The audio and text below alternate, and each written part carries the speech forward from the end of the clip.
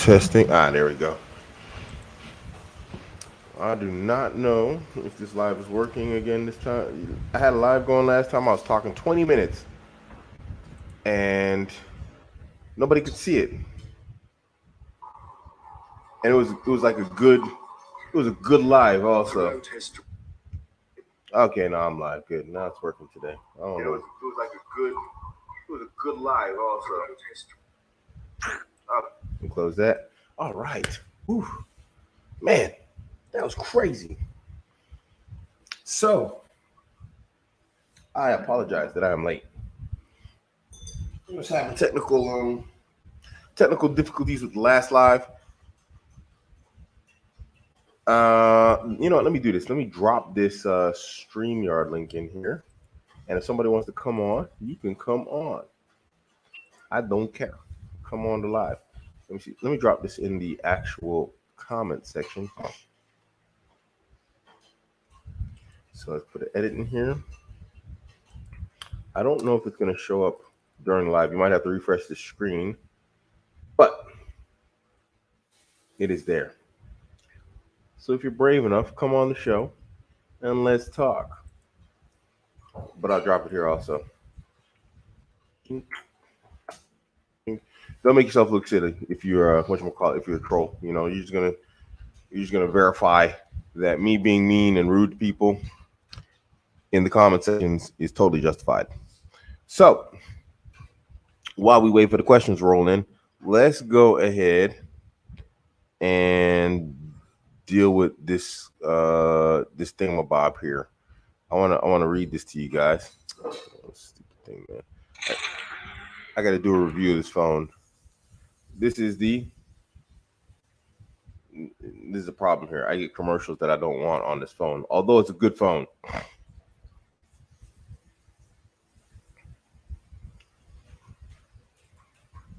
No. Walaikum assalam. No, I have not. Is there a benefit to this, like denying yourself water? I mean, other than Ramadan, where it's like a requirement, but no, I haven't. Tell me the benefits of it while I figure this out here, inshallah. And then we're gonna go over that same thing. What is this now? This thing, man, is just like, mashallah. This phone it's good and it's like kind of annoying at the same time. You know what I mean? Allahu Akbar. Do not do this to me now. What is this? Okay, there we go. So now I gotta find the comment. Let me see. Content comments. Here we go.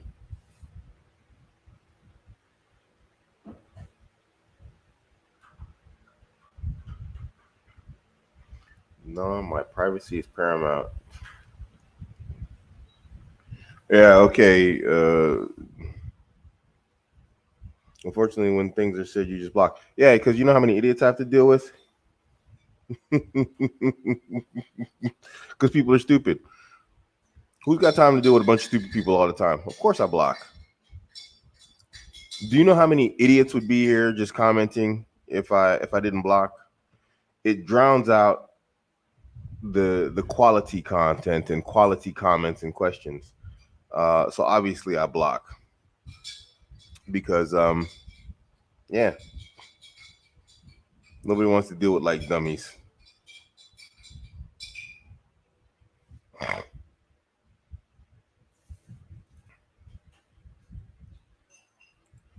Very contextual. Can't answer that as much as possible.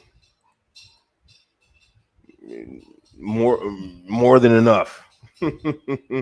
Is it wrong to wait a year to marry a woman? I don't know if it's wrong, but it's like, why wait so long? You know, I mean, what's why? For what? Give me the benefit in waiting a year to marrying a woman. Why you waiting for her to like grow her hair longer, or I don't get it. No, I mean I don't understand it, man. I mean, no, it's not wrong. It just seems a bit goofy. You know what I mean? It's like, okay, why are you waiting a year to get married to somebody? If you're both interested, you both expressed interest in each other, and you both want to get married, then why wait a year? It makes no sense at all to me whatsoever. But hey, people gonna do people. So I mean, there's nothing wrong with it. But it's, hey man, there's nothing wrong with it. But it just seems strange to wait a year.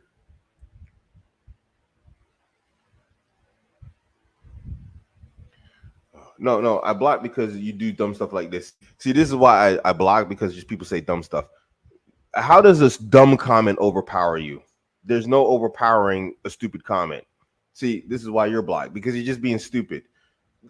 Like, see, is this guy overpowering me right now? No, he's just being an idiot, and that's why he's getting blocked.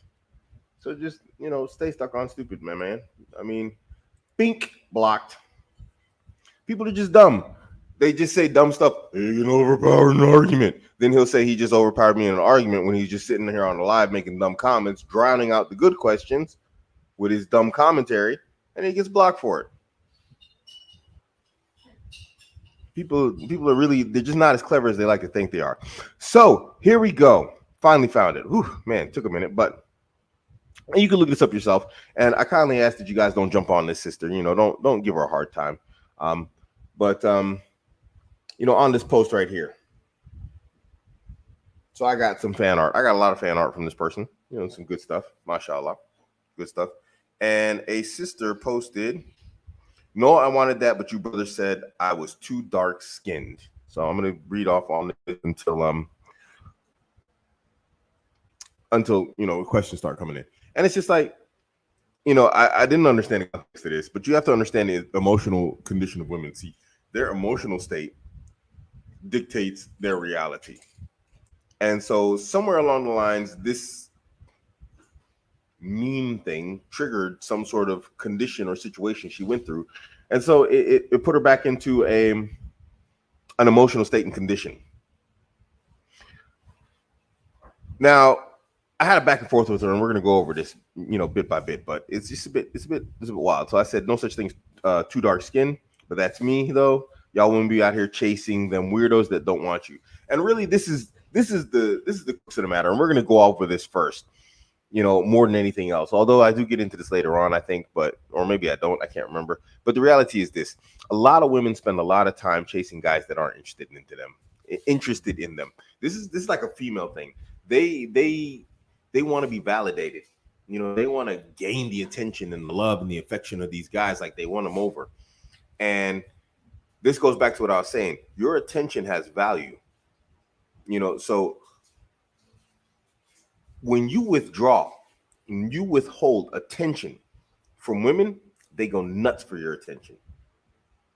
So most likely what happened is this girl, whether it was like a game or it was just sincere, she was going after guys who, through game or sincerely, are not attracted to her. There are men out there who do not like dark-skinned women. I don't care. You could be as pale as this roll of toilet paper here. If you're attractive, you're attractive. You could be darker than the back of my phone here. If you're attractive, you're attractive. Me, Abuamerican, I don't care.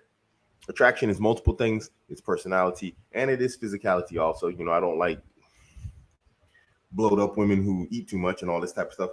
But this is all contextual. Some men like this, some men like that. Nonetheless, people do have their preferences, and that's just the reality.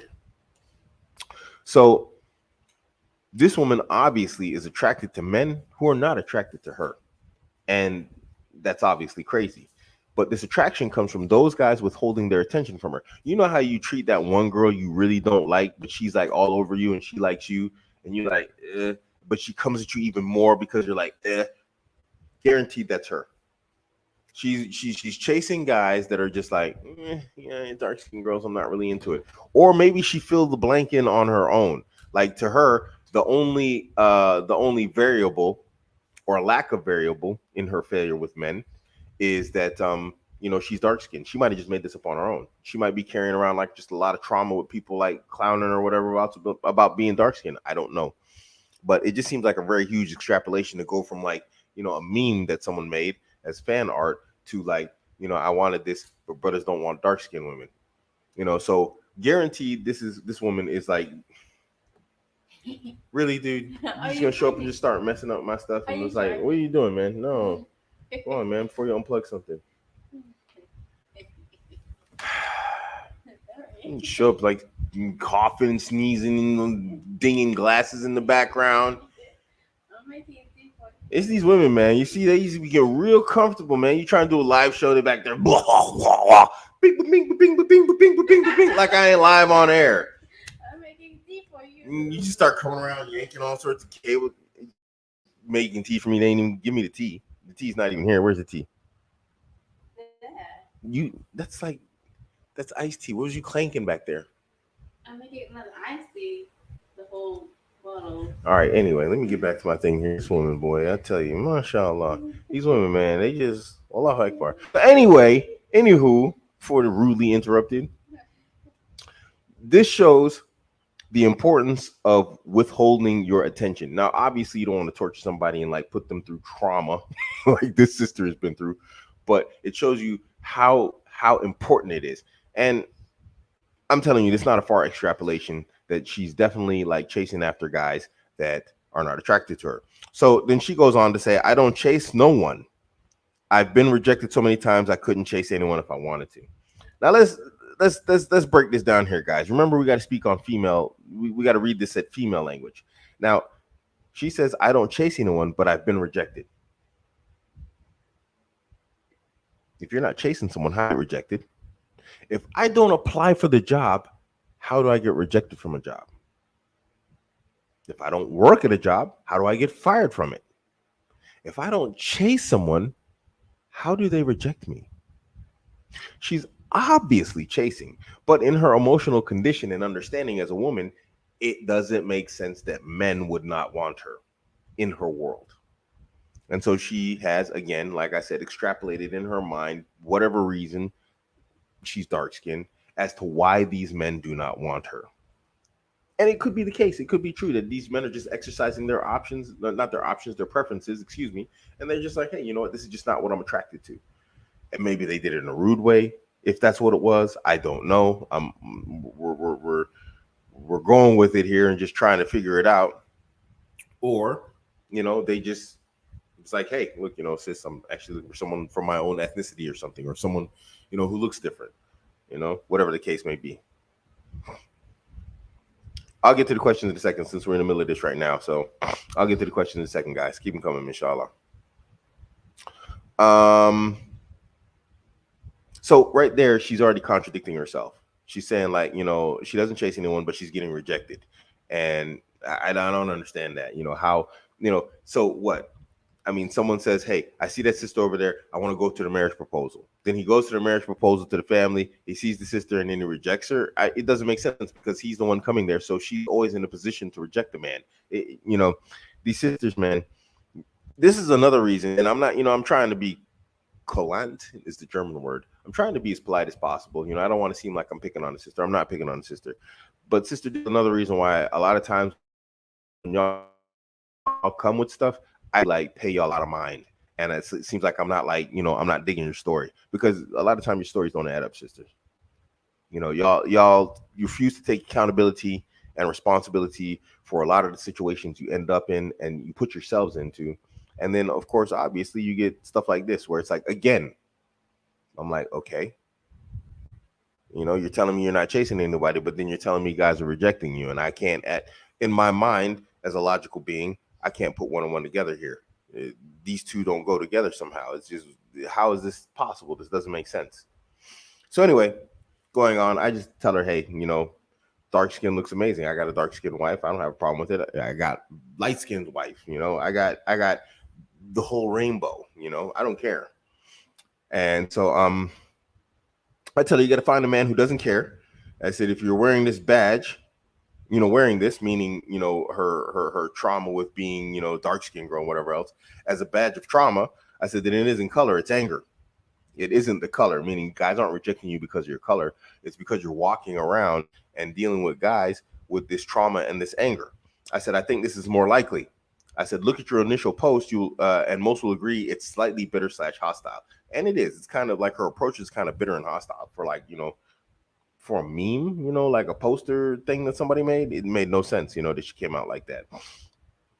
So she responds, well, it's true. Take it as hostile because brothers are hostile towards me on the very thing I cannot change. As a believer in polygyny, it was all just a facade. I just have to be content with the notion that I am unattractive. I don't appeal to men, and even though I have a good brain, I don't have the body parts to arouse a man. Now I don't even care. It's getting to where I don't even know my natural way because men don't like dark women. So now a lot more information comes out here, and like you start to get a better picture of the sister here. And sister, I'd say like this: you really need to like address these issues that you're dealing with, because these what I'm seeing here are a lot of internal issues. These are not external issues. Again, I mean, you say take it as hostile because brothers are hostile towards me on the very thing I cannot change. I mean, welcome to the world of men. We can't change our height, but guess what we're judged on? We're usually judged on stuff that we can't change. Brother might be solid in all things, but he's like 5'5". How many women are actually looking at him? Not many, and he can't change that. But sisters, they can control their weight, and that's something that men really look at. But then when we say, hey, I'm not into big girls, y'all get all mad talking about don't fat body shame, this, that, the other, yada yada. How dare you? So I would say in this regard, welcome to the life of men, facing rejection and being judged and on things they can't control. But the things they can control, what do we tell them as men? Get on it. Get on your religion. Get on your fitness. Get on your money. Get on your confidence, competence, combat skills. What do we tell brothers all the time on this channel? The things you can't control, run those into the dirt. You got to work those like it's crazy. So it's the same thing for you, sister. But a lot of times y'all women, and this is an issue, and I'm not picking on you. This is a universal female problem. A lot of times y'all sisters don't want to do the work because you are so entitled to the idea of male attention, and that a guy's just going to come along and just going to take you and pick you up, and swoop you up just because I'm a woman, just because I want it that way and I think it should be that way, that y'all aren't willing to do the work. Y'all, this is why there are so many guys like me, Abuamerican online. That's why there's Mehdis, there's this one, there's that one, there's Coach Kareem's. If you go to the non-Muslims, there are just mass loads of these dudes. There's the Rollo Tomasis, there's the Rich Coopers, there's this one, there's that one. All this exists because we know as men we have to be our best, we have to improve. But y'all women, where are your female coaches telling y'all have to improve and do better? Tell me, where are walaikum assalam wa rahmatullahi wa barakatuh? Where are the female coaches telling women to be better and do better and be, everything that would be attractive to a man, but just doing it exclusive just to be better, period. Just to be the best version of yourself. Don't, be the best version of a woman that you can be because that's what you just want to be. Not because you want to do it for a man. It's great. And a man will definitely jump on it. He'll definitely be like, oh, wow, she's amazing. That's everything I want. But why would you not want to be the best version of yourself, period? Because here's the thing. If you're the best version of yourself, in a realistic and a holistic way, you're automatically going to be the best version of yourself for your partner. You see, the attraction markers for men are everything. So let me start over again. The attraction markers that a man has that makes him something appealing to a woman are the same things he needs in terms of success markers. So the success markers of a man are the attraction markers to a woman. It's not the same the other way around, because you can use the success markers of a man to become a successful woman, but that doesn't make you more attractive to a man. Man's not looking at that woman like, ooh, that master's degree. Ooh, man, Allahu Akbar, that sister. Hey, bro, I heard she got a certificate in accounting or something. These dudes ain't over here trying to size up your bank account, what job you do, your social status, all that stuff, unless you unless you got a dodgy past. But otherwise, dudes ain't really out here doing that. That's that stuff y'all women do. But to be the most and the best version of yourself as a woman, that's attractive to a man. Because that involves femininity, non-combativeness, non-hostile, personality and behaviors. This is stuff that you as a woman really need to be looking at? And a lot of y'all actually need coaching on that, because y'all are walking around here just arrogant. It's not attractive, you know, with these big heads that you didn't earn just because you're a girl. That's not an attack. That's not an attack. It's just like, what? You know what it is? I know what it is. You know what it is? Y'all women are gender supremacists. Just like white supremacists, they talk about white supremacy, how the guys believe they're better just because they're white. They ain't do nothing but just by chance, by the qadr of Allah, be born in a skin color. And he swears up and down he's better than everybody else just because of that. Dude could be an absolute failure at every metric in life, from his physique to his money to his social status. He will honestly believe he's better than me just because he's white. That's you women. Y'all think you're better than us just because you're women. But it doesn't work like that. And it's just as ugly. And so that's not attractive. And so y'all need like some female coaches, man. So anyway, she goes on to say she can't change it. Says, as a believer in polygyny, it was all just a facade. I don't know what that means. How is polygyny just facade? People are out here practicing it just fine. Just because you can't get into it, sister, doesn't mean it's facade. It just means for some reason there's something about you that a guy who wants to practice polygyny, or a guy who is practicing polygyny, sees you as unfit as a particular partner. And let me tell you something. Polygyny, if a guy can pull it off successfully, he gets like a rapid high speed like lesson in women, because he has to deal with so many at once. And so you want to talk about shortening and like, the learning curve. Impressive, because he's dealing with like 3 or 4 women when the average guy's dealing with like, one a year, maybe. He's dealing with like 2 or 3 daily. So anyway, guys like this, they can spot like, sisters with issues. I just have to be content with the notion that I am unattractive. Allahu Alam. Maybe you are, maybe you aren't. I don't know. I haven't seen you. If you're not taking care of yourself, then maybe you should start taking care of yourself. Remember what I was going back to saying about accountability and responsibility for your own outcomes. You need to, I didn't mention that part, but you need to be responsible for your own outcomes, sister. Here's the reality. It's not nice. Nobody wants to hear it. A sister doesn't want to hear this. You might be a butterface, sister. You can be a butterface. Maybe Allah hasn't blessed you, with symmetrical facial beauty. Let's call it that. Maybe you're facially challenged.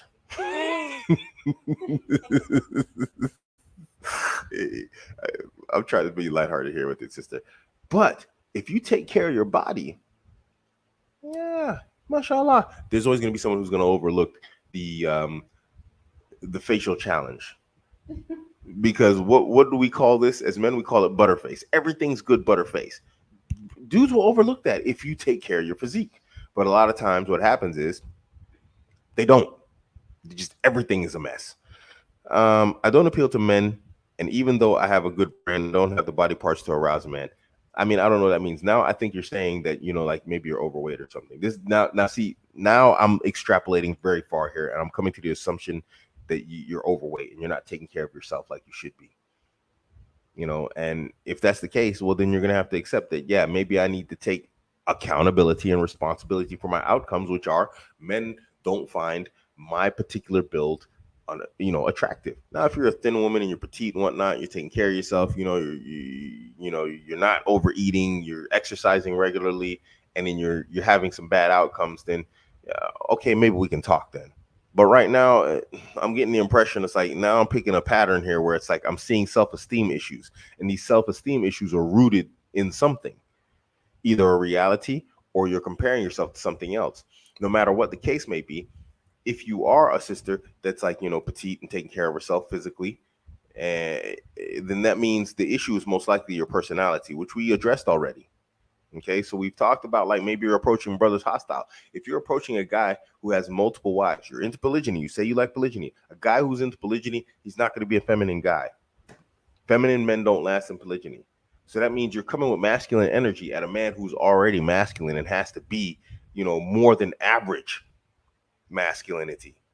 He has to have higher than average masculinity because he's dealing with multiple women.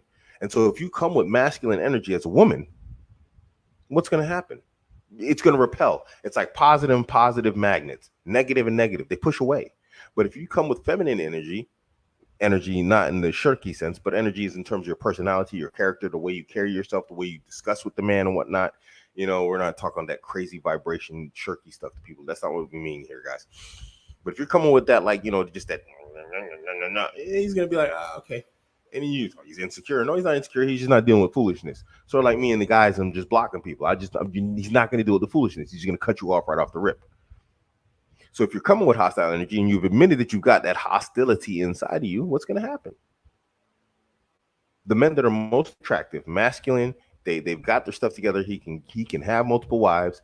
And then we also know about social proof, and how social proof works. So he has multiple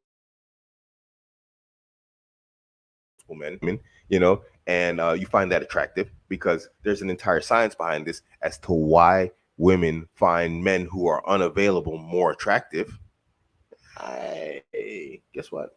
And then you're talking about a guy who doesn't have to tolerate a whole lot of foolishness from you as a woman like the average man does. Because the average man, he's very thirsty because he doesn't have a woman.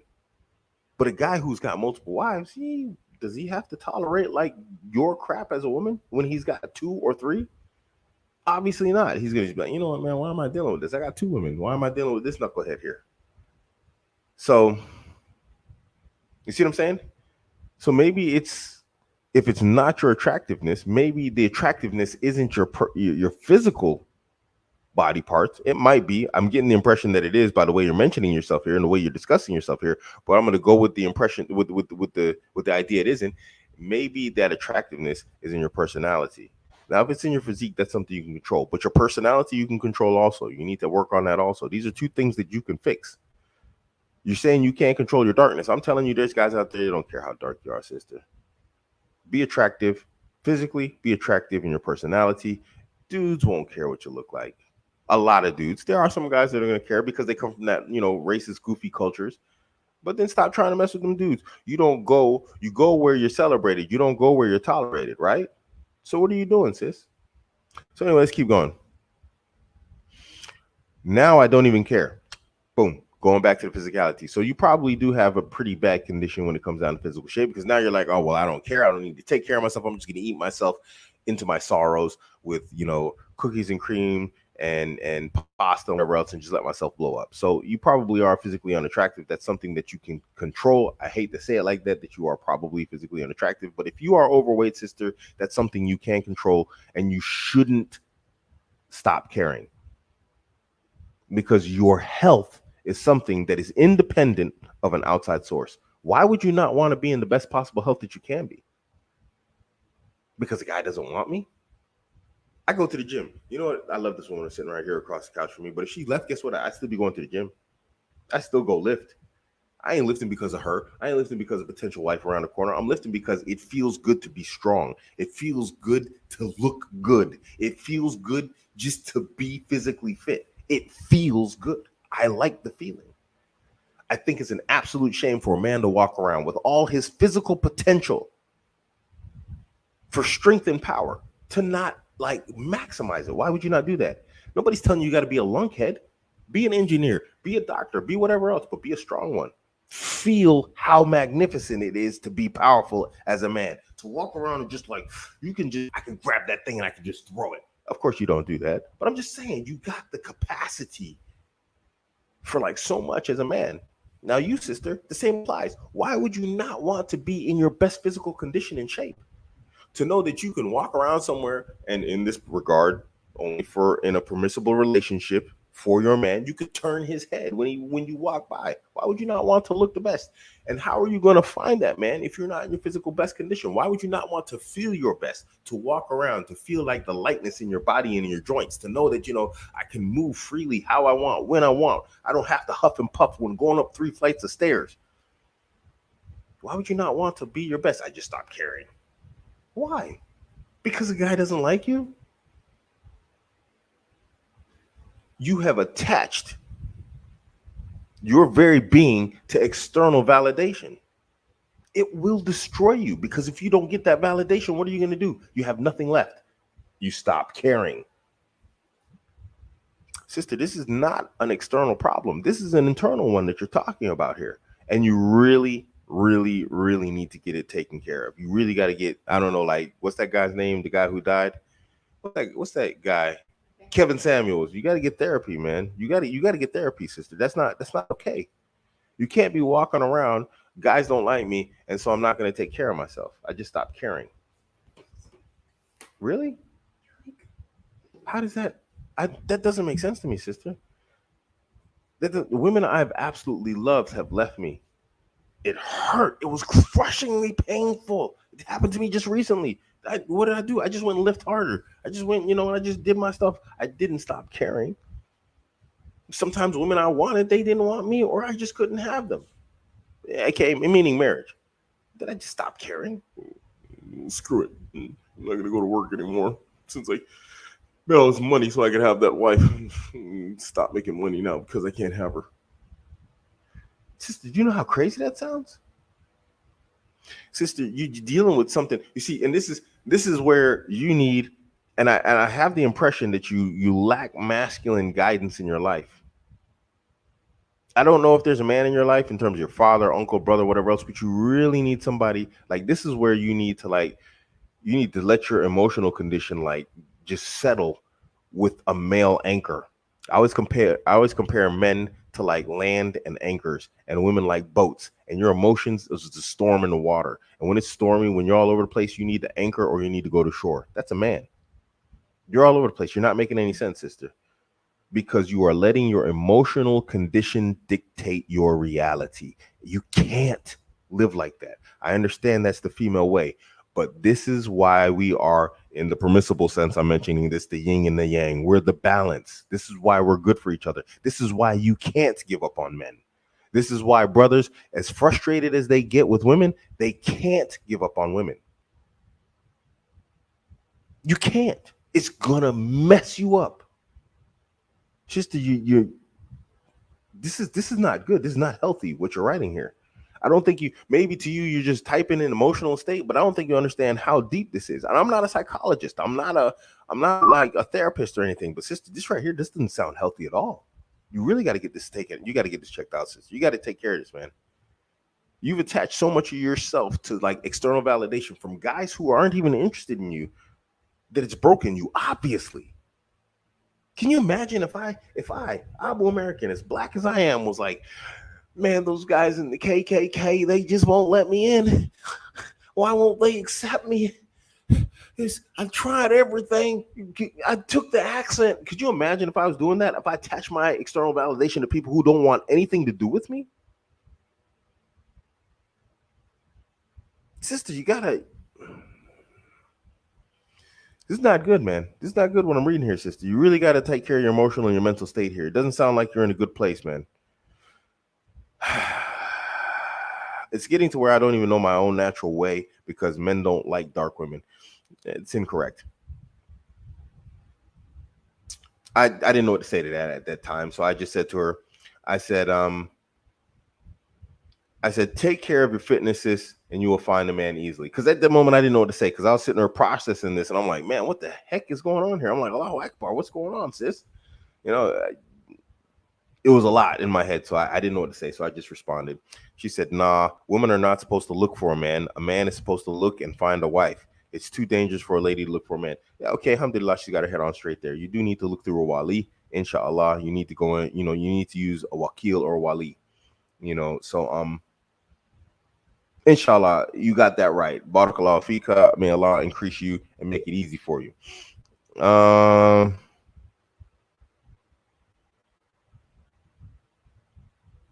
Yeah, then I mean, I guess I kind of misinterpreted what she said here, and I gave her an out of context response. I did say it's kind of out of context. I said I would get used to being single. Then you have to go for what you want in life, or have it pass you by.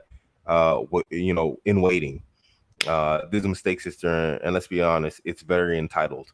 That part's not.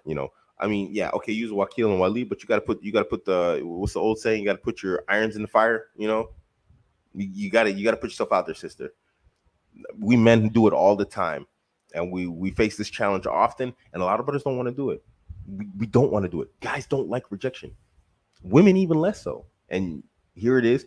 And let me tell you something, guys. Women detest rejection. They get mad when you reject them.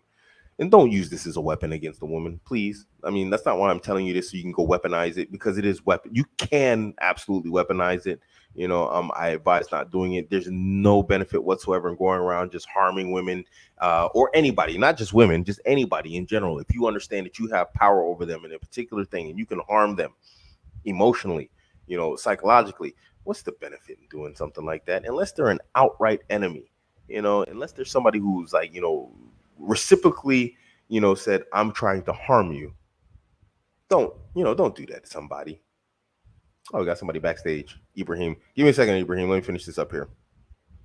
She said, well, I didn't mean like a hermit. I just don't want to approach a man in a thirsty manner or come across as aggressive. Okay, alhamdulillah, sister. And then that was basically the end of the conversation. So, sis, get that looked at, man. I mean, I would what do you say?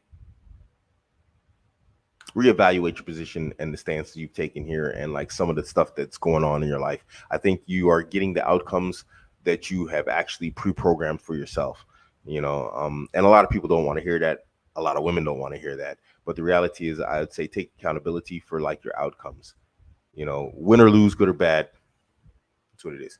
So let's see what's up with Ibrahim. Is he a troll or is he gonna be good? What's up, Ibrahim? Salam alaikum. Walaikum salam wa rahmatullah. How's it going, Akhi? Can you hear me? Yeah, alhamdulillah, crystal clear, man. MashaAllah, coming in nice and live. I hope the crystal is very clear and not a bit dusty. No, it's good, bro. No, no, MashaAllah. barakallah feek. You know, when I saw What people this are better. link that you do the StreamYards and stuff, I thought, you know what? I think you're onto something here because I think these are not much needed in this society nowadays, subhanAllah. I tried it before, but back in the days, that's when I had all the Twitter trolls coming on here, and so they just kept on, coming in and messing up the shows. That kind of stopped doing it. Then I saw, I won't lie, Mehdi, he kind of put me back onto it because he started doing it, and I was like, let me go back to that. So No, he it's good, inspired me to, mashallah. to May try Allah it bless again. your efforts, Akhi. Ameen. I mean, and you, I mean, So yeah, just won't keep it too long. Just okay. basically had a really genuine question in regards Mm-hmm. to a brother that's got a situation going at the moment. He's basically 22, so he's a young man, Okay. and he's got his stuff together at the moment, alhamdulillah. So he's got his hobbies. MashaAllah. He does like MMA, sports. He does, a bit of grappling, wrestling, Good man. football, whatnot. And he's at the moment of looking to get married. So he's obviously doing things like reading books about self-development, human behavior, and stuff like that. He's also MashaAllah. doing things like, listening to podcasts. He's teaching at a masjid. So he's taking leadership roles, if that makes sense. Wow. So he's at the moment of looking for a sister. This is in the UK, by the way. So he's based in the Yeah. UK, and he just wanted to genuinely ask if the sisters that he's meeting, because he's coming from a very practicing family, Yeah. and his standards are obviously a bit higher compared to the genuine average man. And Understood. his demographic of women are obviously harder to get because they're at their prime, 18 to Indeed. 22. And he just wants some advice in regards to how to sort of dictate his position and leadership as a man when you're vetting a sister at the start for his age, because obviously for his age he's lowest at the sexual market value in Mm. terms of his age because he doesn't have much resources yet. He's only started working recently about a year ago. So, but he has potential, and that's the thing which the family should buy into and the sister should buy into. So how should he kind of how can I say it? How should he present himself to that potential spouse that he's looking to kind of, get married to, basically? Okay. So the question is, how does he come across? Basically, to make get them to take him seriously is Yeah. the is if you boil it down to the brass tacks, right? Yeah, that is a difficult one. You've got multifold things happening here. At 22, obviously, nobody expects you to have your stuff together. No, nobody. I mean, you got to think about 22 Mm, years old. You're fresh out of school. I mean, at least in America, you finish at 18. You know, and then it's like you're just a few years out of high school. Nobody expects you to have all your stuff together. Obviously, that's the expectation. So first, you're already put in a bad position because at 22 you're in a qualifying position societally, not just individually and in your direct social circle. because at 22 they expect you to be in a phase of learning and improving and like mastery, and like, if you're in a trade or job or something, they expect you to be there learning and whatever else, which is obviously going to happen no matter what, no matter how much you have your stuff together. At 22, there's only so much you can know. Mm. So already from a societal standpoint, on a whole, you're already seen as just like immature, you know. Then on a social level, like when we're talking about a person's direct circle, community, and whatnot, it's really not that much different, because we're looking at the societal level and then we're looking at the social level, and one encompasses the other. So generally, let's say, like, I don't know, it's kind of hard to give an example from the world somewhere. Let me think where I've been. I've been to a lot of places. Anyway, let's go somewhere in the world where I remember I went to a country and there was a little girl. I mean, she was a little tiny girl. She probably should have a babysitter. She was babysitting an actual baby. So I was like, wait, there's a baby babysitting a baby. And the kid was No walking way. around a hallway and whatever else, and it was just the wildest thing. So the expectations on children are higher in terms of the responsibilities they're given in that country than they are here. What we've done in the West Mm. is we've extended adolescence. So he's still considered technically in an adolescence phase. You have to imagine in Germany, they pay what's called Kindergeld, child benefits. They pay that up to 24 years old here. Can you imagine the government's paying parents up to 24 years old child benefits? Yeah, 24 years old, you're definitely not a child. You see what I mean? But that's Yeah. how far we extended adolescence. So he's dealing with that as a one level. Now, here's the second phase. The second phase, sorry about that, the British thing with the two fingers, I apologize. Yeah. How did the Germans do it? The second phase. So the second phase is this, where you have like at 8, from like, I would say about like 16 to about 24, women are super fickle. And nobody should think that this doesn't apply to Muslim women also. They are women, no doubt, and they are super flaky, super dodgy, and super all over the place. And sisters, they'll hate me for saying it, but it's the 100% the truth.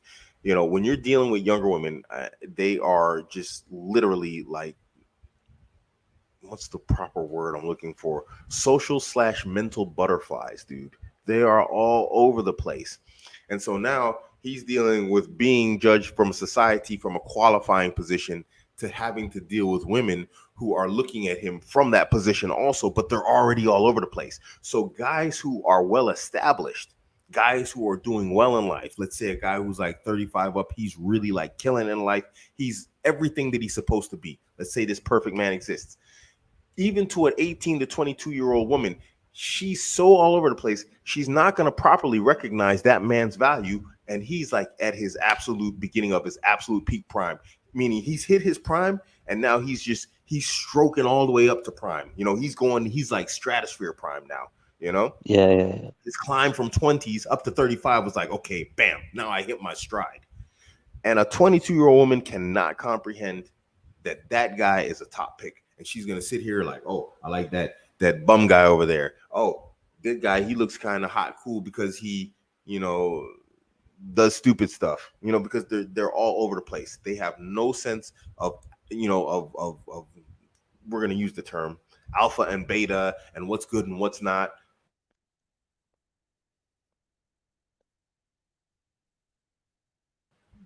His target area is going to be women, let's say 18 to 22.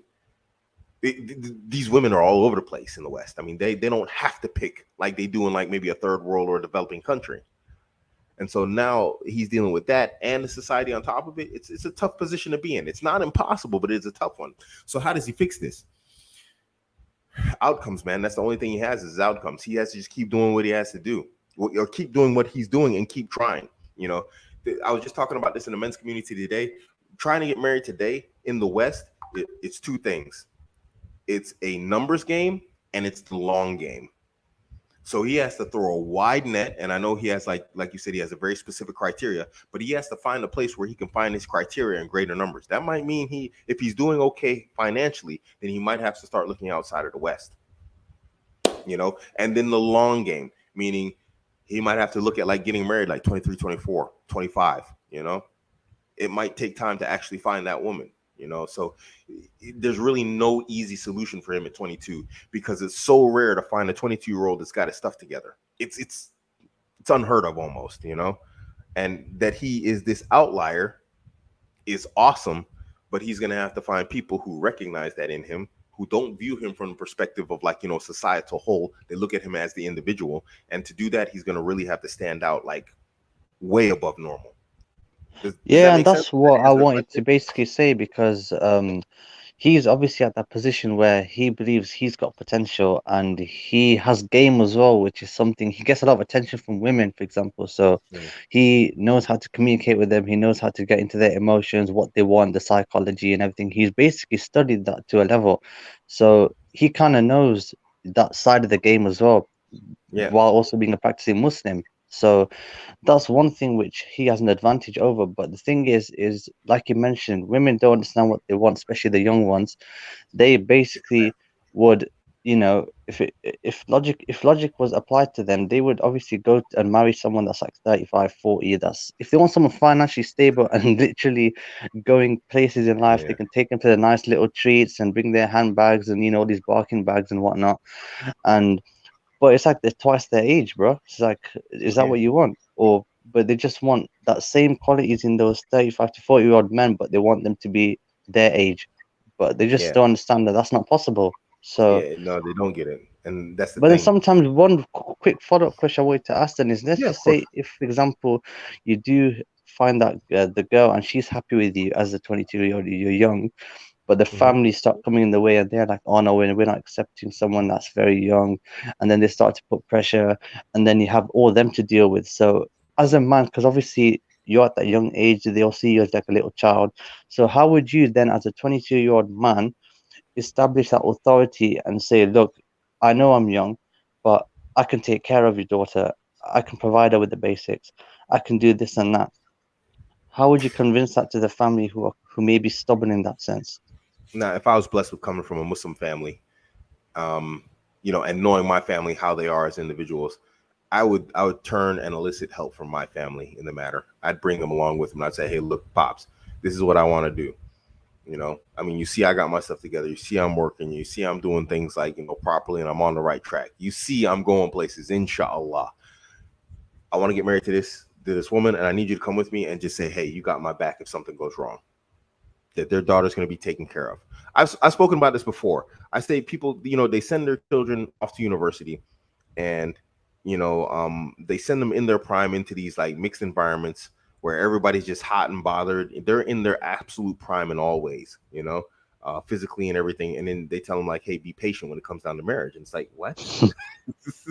So it's like, if my son came to me or my daughter came to me as a university student and said, hey, I want to get married, I'd be like, yeah, okay, fine. You and your wife can stay here. Now, a lot of women don't like the idea of staying with their parents or, their husband's parents. But the reality is, this is something that's going to have to happen. Like you said, you said it yourself, and it doesn't make sense that a 22-year-old is going to put her in the same lifestyle that her father did. Her father took an entire lifetime to build up the nice life and house that she knows and lives in, you know so it's Mm, impossible to think unless he's like so just extraordinary spectacular that he can provide that to her in half the age, if not like more than half, less than half the age of her father. And so, this needs to be, done as a family, like a family joint mission. And, then you come there and you have to sit down with the family. She needs to be there. Everybody needs to be there and say, hey, look, you know what? You giving your daughter a nice life. My son wants to marry your daughter and give her a nice life, but he doesn't have, your 35, 40 years of life working experience, but, mm, they want to be married. So what do we do? Let's come together as families, unite families, and let's bring our people together here. They want to marry each other. Why would you resist that? Do you want your daughter to have the best? I want my son to have the best. Well, as a family, we can accomplish this. We can make this happen because they came to us about something that they could easily do haram. So why don't we help them reach the best outcome as families? And if they don't want to hear that from another family, if he can elicit his parents to help him like that, and his family comes and talks to the other family, then they're definitely not the right family.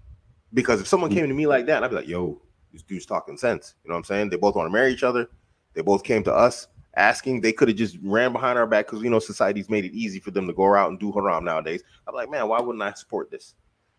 And if the family won't support that, then you already know there's a problem there. Then now the family has failed the vetting test.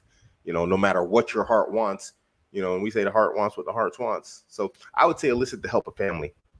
You know, if you're facing resistance from other families, because usually it's along the lines of like, I don't think he can take care of my daughter.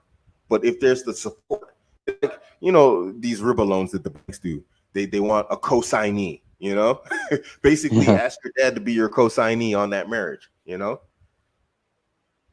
It's an idea. I can't say it would work. I don't know, because I know there's a lot of different cultures, amongst Muslim communities. But I would say that's a solid one that, because I mean, a lot of times families are already involved in like these types of things. So it's like, why not say, hey, pops, back me up on this one. This I really want to do this. Help me out. Why wouldn't you help your son out? Yeah, very true. And like I said, it's a numbers game. So if you do come across that sort of family that's stubborn, maybe it's just a sign to just move on and not entertain yourself. Just, Indeed, just you've done your bit, you suss them out a little bit, just kind of move on to the next one. indeed. I don't But know. yeah, I, that's I everything. hope that was a good option, an idea. I'm still like trying to deal with this whole cultural thing that I'm not really good at, but I hope Yeah, that no, helped. I think it's just more of raising awareness amongst people that are quite young, that kind of age, who has somehow got the basics together and they're above average in their status and Yeah, in terms of, their knowledge and all that kind of stuff, their demeanor. I think it's just sort of putting more light on that, really, just seeing how they can go about it. it's beautiful to hear, man. I'm glad brothers out here like really getting in their stride like really early on, man. That's good. It's a necessity. Alhamdulillah. No, appreciate it. Barakallah feek for the time, Wafikum and barak. may Allah put efforts in this, and just hopefully they will see this more often, inshallah. Inshallah. I mean, okay, bro. Take care then. Next Assalamu person, and you alaikum. too. Wa alaikum salam wa barakatuh. So Goldby. Hello. Assalamu alaikum. Wa alaikum salam wa rahmatullahi wa barakatuh. How you doing, Goldby? Alhamdulillah, I'm good. Yourself? Alhamdulillah. Alhamdulillah, bro. I can't complain. MashaAllah. Allahumma barak. Feet. Allahumma barak. MashaAllah. Brother, we already spoken on Instagram. Wanted Okay. to catch you on live. You sent me a lot of voice notes. Yeah. MashaAllah. I think, Instagram's a good place to does it catch ring you. a bell? Yeah. No, Instagram's kind of slept on. I actually have a higher response on Instagram than I do on Twitter. So Yeah. So obviously, I recently took on another wife and just going through, trying to figure things out, how to manage it and etc. And you've been giving me a lot of advice. Alhamdulillah. It's been about 3 weeks now. alhamdulillah. Um, Okay, but mashallah. yeah, it's a lot more difficult than I had expected initially. Well, okay, so you're the brother who got the second wife, right? Yeah. Yeah. So have things stabilized, or are you still dealing with like a lot of rocky stuff? It's still quite rocky, to be honest with you, but it But has mhm, stabilized a lot since the first initial week. But alhamdulillah. it's touch and go. There can be outbursts at any time. Yeah. I think that's expected. Has she? But she hasn't left the house or the marriage, has she? No. And there you go. You got to trust her actions, not her words. She obviously, you surprised her. You came out of the blue, it, and this is always like this is a hit miss thing. As to, do you announce to her that, hey, I'm getting married? Do you break it in, or do you just do it? You took the just do it route, and so Yeah. you got to imagine her world is flipped on top of its head. So have sabr with her. Obviously, like you said, some stability is coming. So I think you can look for more stability in the future. I think a lot of these outbursts are just the emotional, like, insecurities and whatnot. Like, she's all over the place. Like I said, you flipped her world upside down. And Mm-hmm. that's not like I don't want to say it's no, it's not bad. It's just it was very unexpected for her, obviously, and they're emotional creatures. And so you have to, Mm. always go with that. Her emotional state controls everything. And when she gets that feeling, boom, that feeling becomes her reality. And that reality becomes your congruence test and your drama for the day. Ha- But it will settle. It can't last forever. You just got to make sure you deal with it in the right way, in the best possible ways. Not too soft, not too hard. Definitely not too hard. Mm-hmm. Yeah. Have you got any tips to like make sure things like stabilize quicker, or there's anything that you can do to avoid confrontation? E- e- well, when it comes down to confrontation, you obviously, I mean, you sound like I can tell you don't seem like a guy that's like really heated. You don't seem like a guy who would like be yelling or whatnot. So obviously keep your cool. You can't have two Mm-hmm. emotional people in one relationship. It just doesn't work well. Just always demonstrate like calmness, coolness, and that you're always in control of the situation. You don't want like to be leaning too far to one wife as opposed to another one. That's exactly what's going to happen. Okay, let me rephrase this. What I'm trying to say is this: you can't let her emotional condition drive you into the arms of your other wife. Your other wife has your arms already. But what happens a lot of times is, and sisters don't see this, even Muslim or non-Muslim, this is just women in general. When they enter into these relationships, or these relationships are entered upon to them, what happens is they get angry and they drive their man away, and they drive him into the relationship with the new woman. The new woman's in the honeymoon phase. She's in top peak behavior, and then your long term wife, she's emotionally upset. She's, like you said, her world's upside down. So she's, still processing the emotions and whatnot. She feels betrayed, not betrayed, all this stuff. She doesn't know what's going on with her emotions. She can't control them. And so she pushes Mm-hmm. her husband away, or her man or partner away, into the arms of the woman who's in the honeymoon phase. And so what you can't do is allow her to do that, you know? And this, of course, sounds very, I don't know, it doesn't sound easy because it's not easy, but you got to find a way. You have to give her a roller coaster so that she's not giving you hers. And so you have to find a way to control her emotional state. And that's your mission right now, is to find a way to alter her emotional state into a more positive one. And that is going to be hard because it takes a lot of experimentation. And what you don't want to do is, you don't want to belittle, her current emotional state, which is like, hey, he's not taking me seriously. But at the same time, you don't want to be like, you don't want to take it too seriously, because if you do, then you're going to get upset, you're going to get mad, and things are going to start going bad. Yeah, I think a lot of my energy has been wasted on spending Has been time with what? the has been spent on with the first one, just trying to control her emotions, spending Mm, time reassurance. There has been a bit of a neglect on the new one. Um, but I've said, look, it's just for a short period. Um, and I think in my effort to try and control the situation, I've mm-hmm. also kind of misled the first one into thinking that okay, it could be temporary, it could be touch and go, it might not be long term, uh, etc. Just so then there's some kind of calmness. I don't know if if I'm going about it the right way. I thought it might Well, cushion the blow. yeah, I think we talked about this one already, and maybe this is just good for like the regular viewers. If you guys, um, you can't allow your first wife or your second wife to control your relationship with your other wife. You know, one wife's emotional condition can't become your second or your third wife's emotional uh, life. You know what I mean? So one wife's emotional situation can't become your other wife's life. You know what I mean? To where it's like now you start like Mhm. spending more time with one wife, or you start changing the way that you deal with another wife to make the other one feel better. That can't happen either, because what happens is you'll have two relationships that have gone bad. One will be the wife who, the new wife, she'll be like, okay, I see who's running the show, and it's not him, and that'll wreck your Yeah. relationship with her. And then obviously your other wife is gonna be like, look at this sucker, I got him. And then you're just gonna have two bad relationships instead of like, one.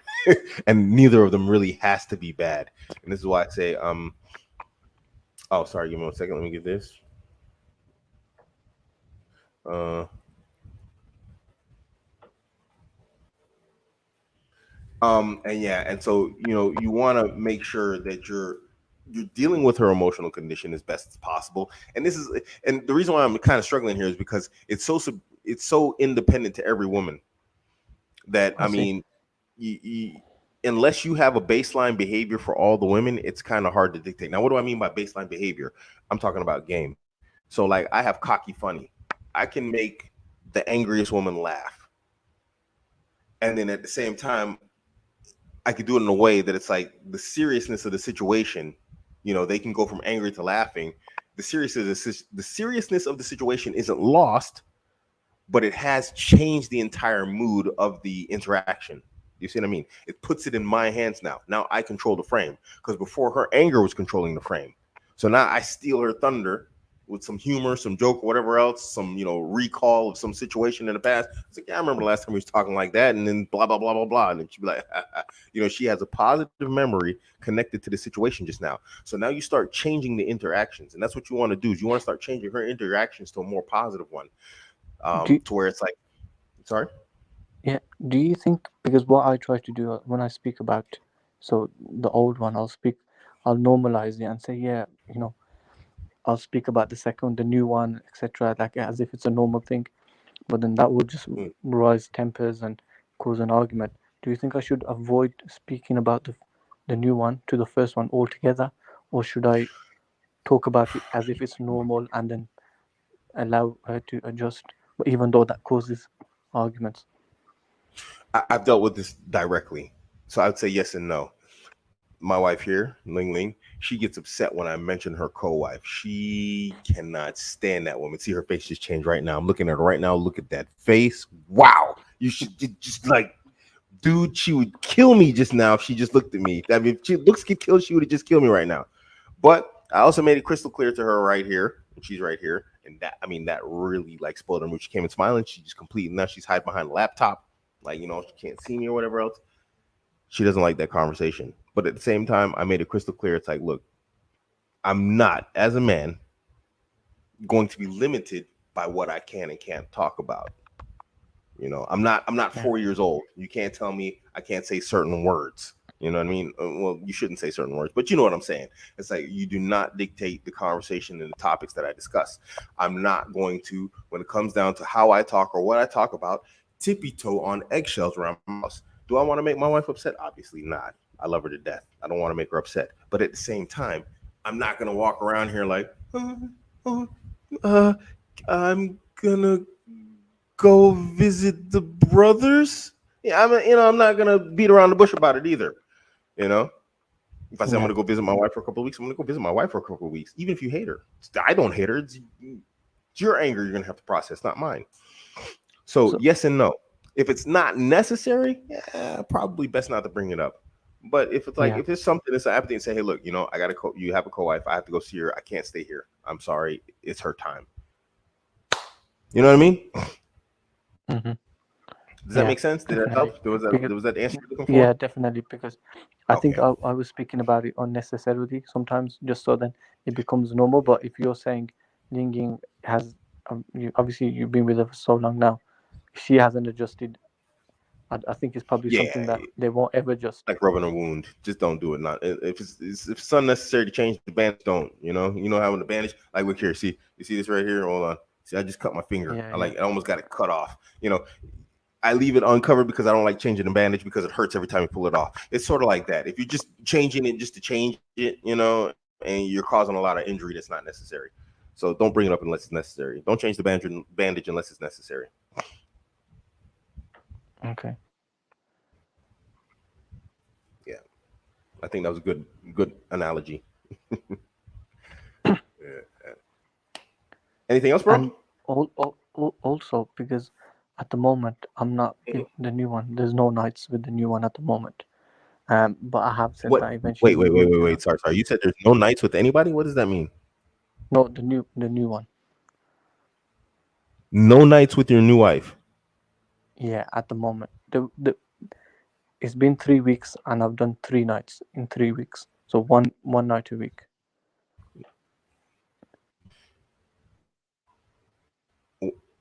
Okay, why? Because in my mind I was thinking I would slowly increase it as the first one adjust and etc. Acclimatize it to it. Mm. Is that the right way to go ahead, or is that bad? I'd say that's a very bad idea, bro. I mean, no, absolutely not. You're normalizing bad behaviors right there. You're normalizing some very negative expectations on, no matter what. There. Okay, there I'm back. Okay, yeah, yeah. That's wow. I don't even know where to start.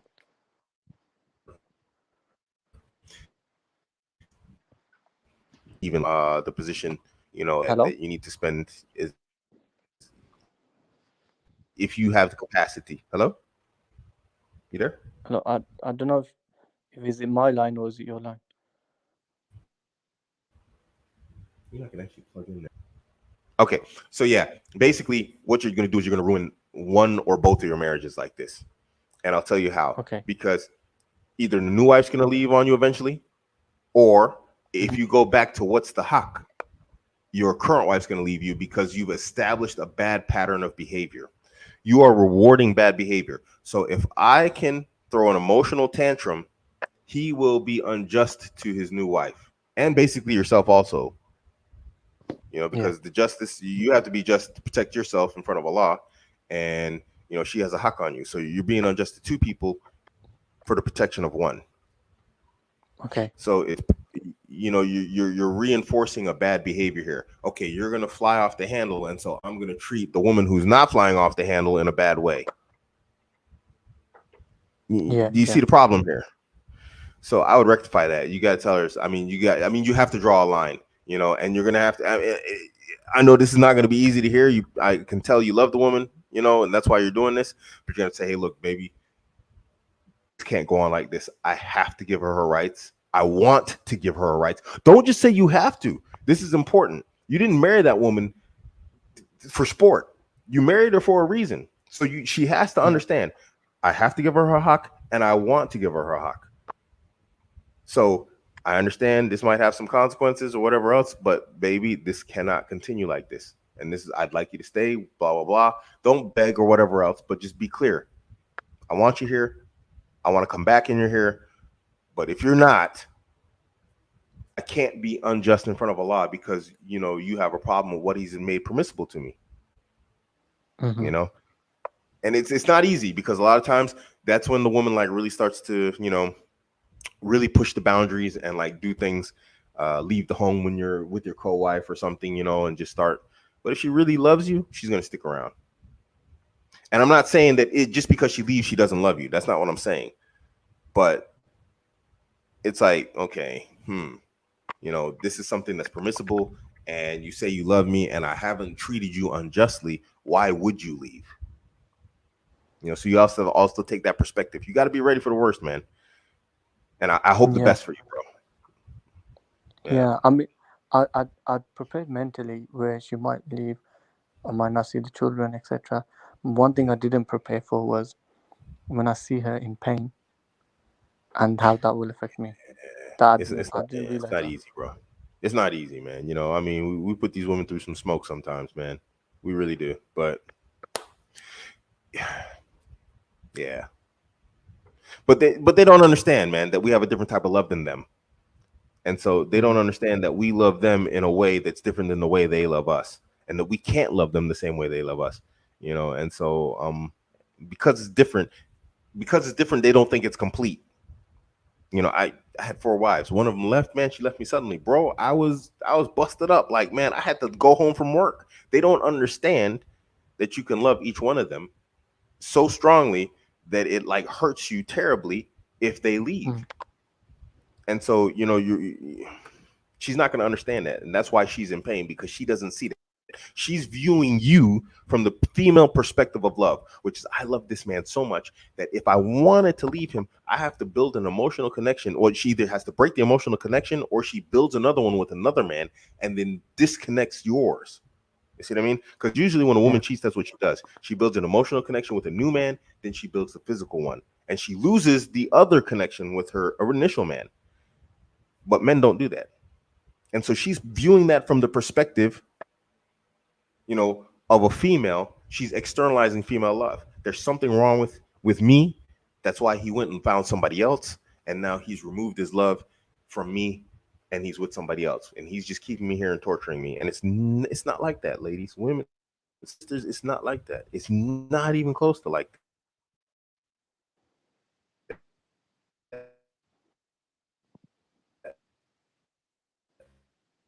Hello.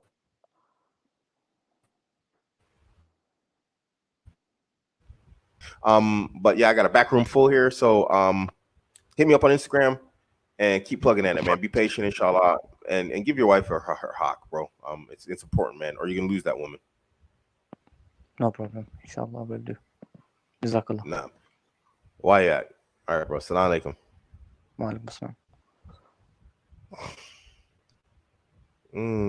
Maestro Amin, he's disconnected, so we'll add our brother Brandon. Oh, see, trolls. Yeah.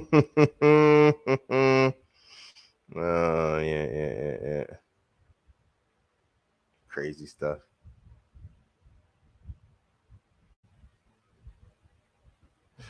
Yeah, people are stupid, man.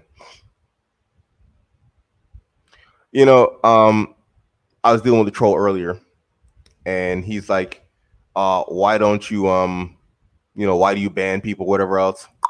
Classic example right there. This is why I ban people. This is why I'm harsh to the people in the comments. But you know what? It's important you guys see this also. So when you guys think I'm too harsh on the people in the comment section, when you think I'm too fast in banning the people in the comment section, understand what you just saw. It's those people. These are those people right here. So don't think I'm too hard on them. I've been doing this Abuamerican thing for quite some time now, and I wrote a whole book about these trolls. They're absolute losers. They're pathetic, and there's no reason for them to be around. So don't think I'm too hard on people in the comment section, because 90% of the time, that's exactly what they are. They're trolls. Let's see if David's a troll. David, are you going to troll? Niggers. I don't like niggers.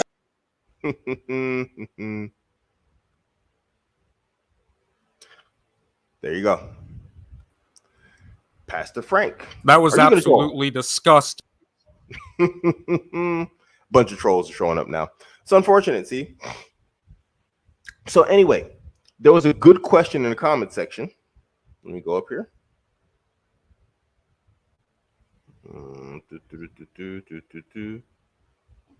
Don't think I'm too hard on these guys. It's crystal clear. It's proof. So Madison Davis says, do men find career women unattractive? Is a working woman bad? I wanted to be a software engineer and wanted to know if I should pursue this. I don't know if unattractive is the word. I don't think men find working women unattractive. It's just not attractive either. Do you see what I'm saying? It's not attractive nor unattractive. It's just like, okay, she works. You know what I mean? So if you're a software engineer, if you're a doctor, again, and I go back to the whole example, guys aren't over here like, oh man, she's a software engineer, mashallah. Dudes aren't really like checking for like your career. Generally, a man doesn't use that as a means to like, as a means of like, whatchamacallit, as a means to find a woman as attractive or unattractive. It's not something that men generally do. So is it unattractive? No, I wouldn't say it's unattractive, but it's not attractive either. It's just like you're just another person in the office. You know what I mean? Is a working woman bad? I would generally say, look, go over and check out this channel, R Space, on YouTube. And what you'll find there is just story after story of how women have gone into the workforce. It's not always work, but most of the time the stories they involve work, where the woman ends up cheating on her husband or her long-term partner with a work colleague. Is a woman working bad in a mixed environment? I would say absolutely. And here's the thing. I personally have never worked in a place where two people weren't involved with one another in a dodgy way. I've never been to a place where men and women work together and something dodgy wasn't happening. Never in my entire life. Every single time. I don't care if there's 10 employees or if there's 100. Someone's always doing something dodgy. So is a woman working bad? Probably. Yeah. If it's a mixed environment, yes, absolutely. Um, as to whether or not you should pursue a software engineer, I mean, education is education. Get educated, but I would say, the longer you wait and the higher educated you are, the higher the risk is that you end up divorced, because we know that, like, from statistics, this statistically speaking, 70% of all marriages are ended by the woman, and of those 70%, 90% of those are ended by college educated women. And we know how many times we heard these stories, sisters like, oh, I'm going to leave the house, I'm leaving my husband, this, that, the other. They go back to their parents' house. Alhamdulillah, they generally don't cheat, but they go back to their parents' house. Why? A brother, he was just telling me a story. His sister, he's trying to get his sister to stay with her husband. She's just like, the dude's boring. You know what I mean? So women they just bump out of these like relationships like it's sport. And so if you're college educated, chances of you doing that are significantly higher. Let me go to this one right here to Gold B. Just give me 1 second. Oh, Barakallahu feet, Gold B, man. That wasn't necessary, but Jazakallah khair, man. Right there. Boom, Gold B with the super chat. 17.99. Barakallahu feet, yo, bro. Akhi Kareem. In your experience, how does having multiple women affect you physically, i.e. testosterone, physique, mentality, etc.? Does it affect this at all? I mean, for me, yes. I mean, Ling Ling will tell you, it's like, I'm at my best when I have multiple women. She's like, this dude's like at his absolute best when there's multiple women. I don't know why it is. That's when I shine, alhamdulillah. It probably shouldn't be like that, but I don't know. It's like the demand for performance is there. And so like you kind of rise to the occasion for me, everything increases in general, my physical fitness, everything, my mentality. I have to be on point at all things. And I think that's what it is, that I understand that there's literally no buffer room for mistakes when you have multiple women, in your life. And, there's more at play there. You have to, you absolutely have to be at your absolute best. So, I mean, for me, I find that it affects me in all ways. It makes me better. I haven't found a way. Excuse me. I haven't found that it affects me negatively in any way, shape, or form. And I haven't found a way that it hasn't improved me in all ways. Inshallah, to answer your question. So I'll let you guys decide. We got more people backstage. We gonna let these guys on air or not? What do you guys think? Wa alaikum assalam wa rahmatullahi wa barakatuh. What do you guys think? Let these people on? Let these weird. I mean, we had some good ones. Now we got like just a bunch of weirdos showing up.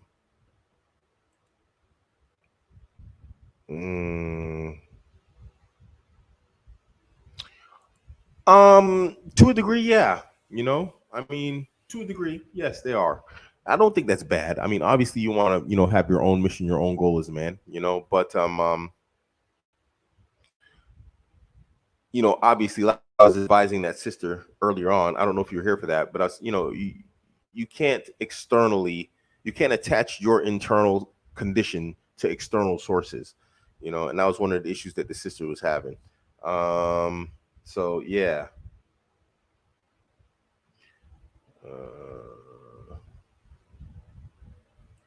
Yeah. So yeah. Let's see. Maybe we got another joker here. Ali. Assalamualaikum warahmatullahi wabarakatuh. Walaikum salam wa rahmatullahi wa barakatuh. Alhamdulillah, you're not a troll. That's, I hope. No. Alhamdulillah. No, brother, Alhamdulillah. for your work, mashallah. And Just wanted to come back to you about the brother, what he was doing. You see, the brother, like, he had like a second wife and not giving her like the his proper right, her proper right. That would be messed up, and you're 100% right, because having like some experience in that field, that would be like, it will create two problems. It will be very unfair to two people. you know. So that's why you needs to be careful about that. I have just a question, just a question with that. Inshallah. What to do for the French market, because we have the same problem in France. You see, Mm-hmm. a lot of single moms, they get in they are single, but they don't want to get into polygamy. So what would be the answer to that?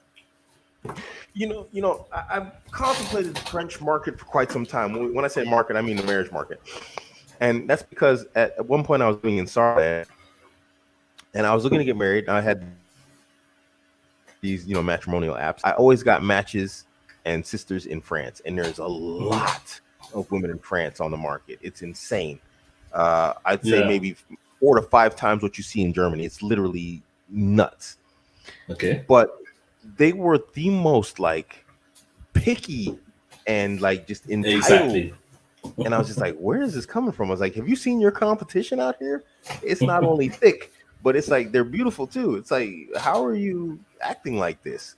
So I really don't know what to say, because I didn't get a lot of I didn't make a lot of headway into the French market, and I don't know a lot of French brothers. Um, it's definitely a seller's market. It's not a buyer's market. So you're definitely in a seller's market. I don't know what's going on over there that these sisters feel like so just bold to act the way they do. Um, What do you mean by sellers market? it's a seller's market, meaning like whoever's selling, they're the one that's controlling the market. They're the ones who have the most power. And sisters are selling. Brothers are the buyers. Brothers are trying to get sisters, so he's the buyer. Exactly. Yeah.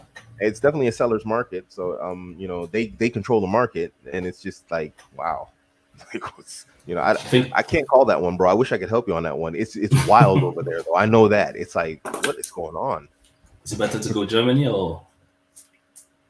Germany isn't bad, but it's definitely changed. With a lot of the Syrians coming in, things have gotten a bit interesting, to say the least. There's definitely more sisters available here. They are more serious about marriage, but Syrian sisters?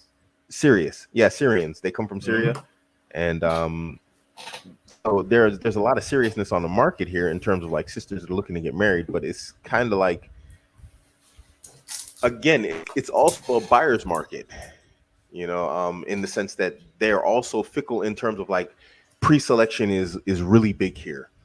The moment they've decided that you're that guy, they're really going to go for it. But you might have to go through like 100 sisters to find that one. Makes sense. In France, I went through hundreds of swipes and matches. Abuamerican's never been married to a French sister. That's I've spanned the globe, but not France. So it's a bit like, interesting, Last and question with that. Sorry. Go ahead. No, go ahead. Would you avoid the red flags? Like, if you see a sister that she's like, you think she's got everything, but she's got all the red flags. Would you avoid the red flags? Would you avoid them? Like, single mom, multiple fathers. You know what I mean? No, I mean there's some red flags. Okay, now I'm writing the next half of the vetting guide, and I've introduced a new concept called red lines and red flags. Not like green line guy. The red lines is in terms of like, a red flag eventually turns into a red line. A red line is something that should not be approached nor crossed, right? So that means a red line is like, if she even looks at that, we're in trouble here, So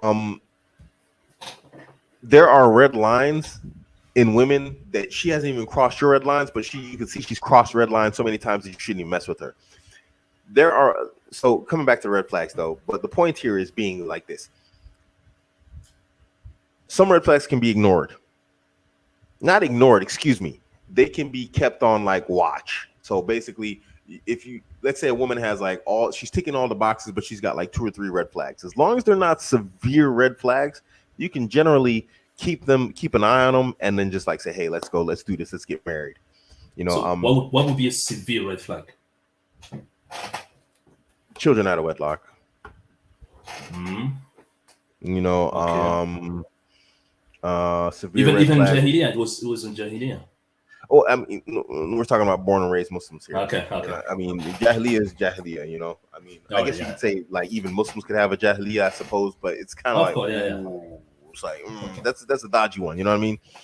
I mean, when you're just looking at like some behaviors, like maybe she's got like the way she speaks about her father. She speaks horribly about her father. You know, and her father's Mm, alive, took care of her, gave her a good life. You know, like I met this sister. She was a Moroccan sister, and I just wanted that woman because she was absolutely beautiful. But there was a mm, red flag in the way she spoke about her father. She lived a very nice life in Frankfurt, but she spoke poorly of her father. She always said, "Oh, he mistreats my mother, this, that, the other," and she had like really feminist views. But I'm like, "How long have your parents been together?" And she's like, "So and so many years, a long time, you know, over 40 years apparently." I'm like, and I said, "Did your mother leave?" She was like, "No." I said, "So your mother's obviously happy." No, she's not happy. I said, "Well, why didn't she leave? This is Germany. She could literally walk out the door, you know. He mm. can't do anything, and he would have to pay for it." I'm like, "So she's unhappy. Why is she still with your dad? She's obviously loves the man, and she's happy enough, you know, she loves him enough to stay and overlook whatever you won't overlook." So the way she was speaking about her father, I really found that unappealing. But I won't lie, her beauty was quite blinding, you know. Yeah, It sometimes truly they have was. like Yeah. some beauty blinding, but Yeah, some and money that's why I put it in blinding. the vetting guide because it was a mistake. And alhamdulillah, it's one that didn't bite me in the rear, you know, but it's a Mm, mistake. And I put that in the vetting guide that a lot of times we have these lofty concepts.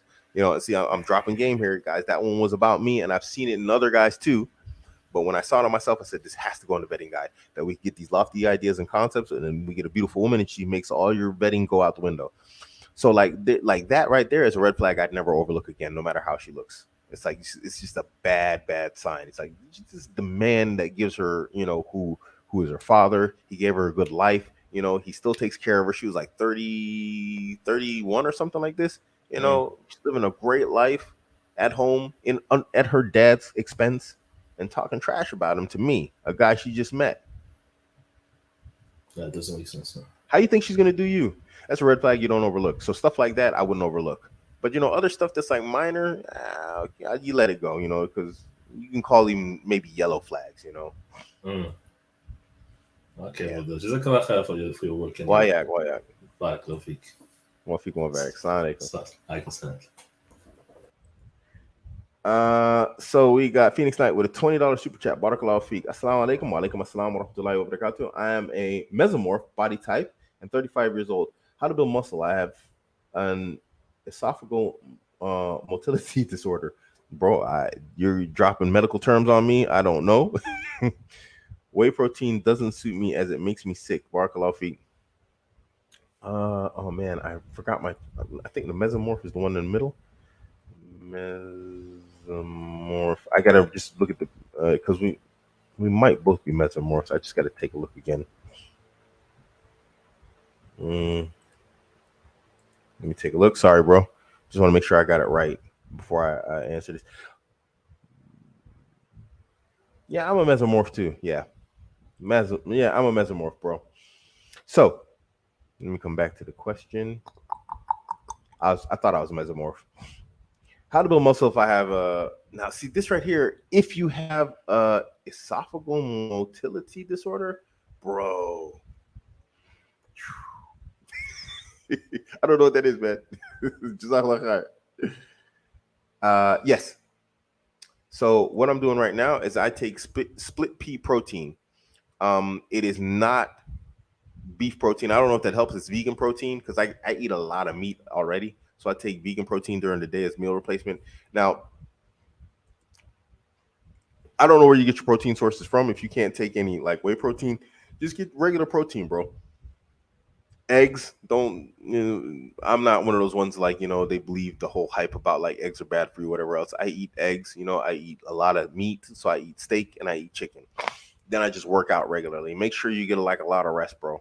I mean, I don't think you need to take whey, to be honest. I mean, I blow up in size the moment I touch steel, in the gym, just from regular working out and proper rest. This proper rest is so slept on in terms of like muscle building that I don't think most people understand how important it is. Deep sleep is when your muscle starts to build, it starts to repair and starts to build. And a lot of guys, they're not getting proper sleep. get proper supplementation so you can get proper sleep. That means take stuff like ZMA, zinc magnesium asparatic acid, I think it is. Yeah, it's ZMA. Look it up. That stuff makes you drowsy. You go to sleep.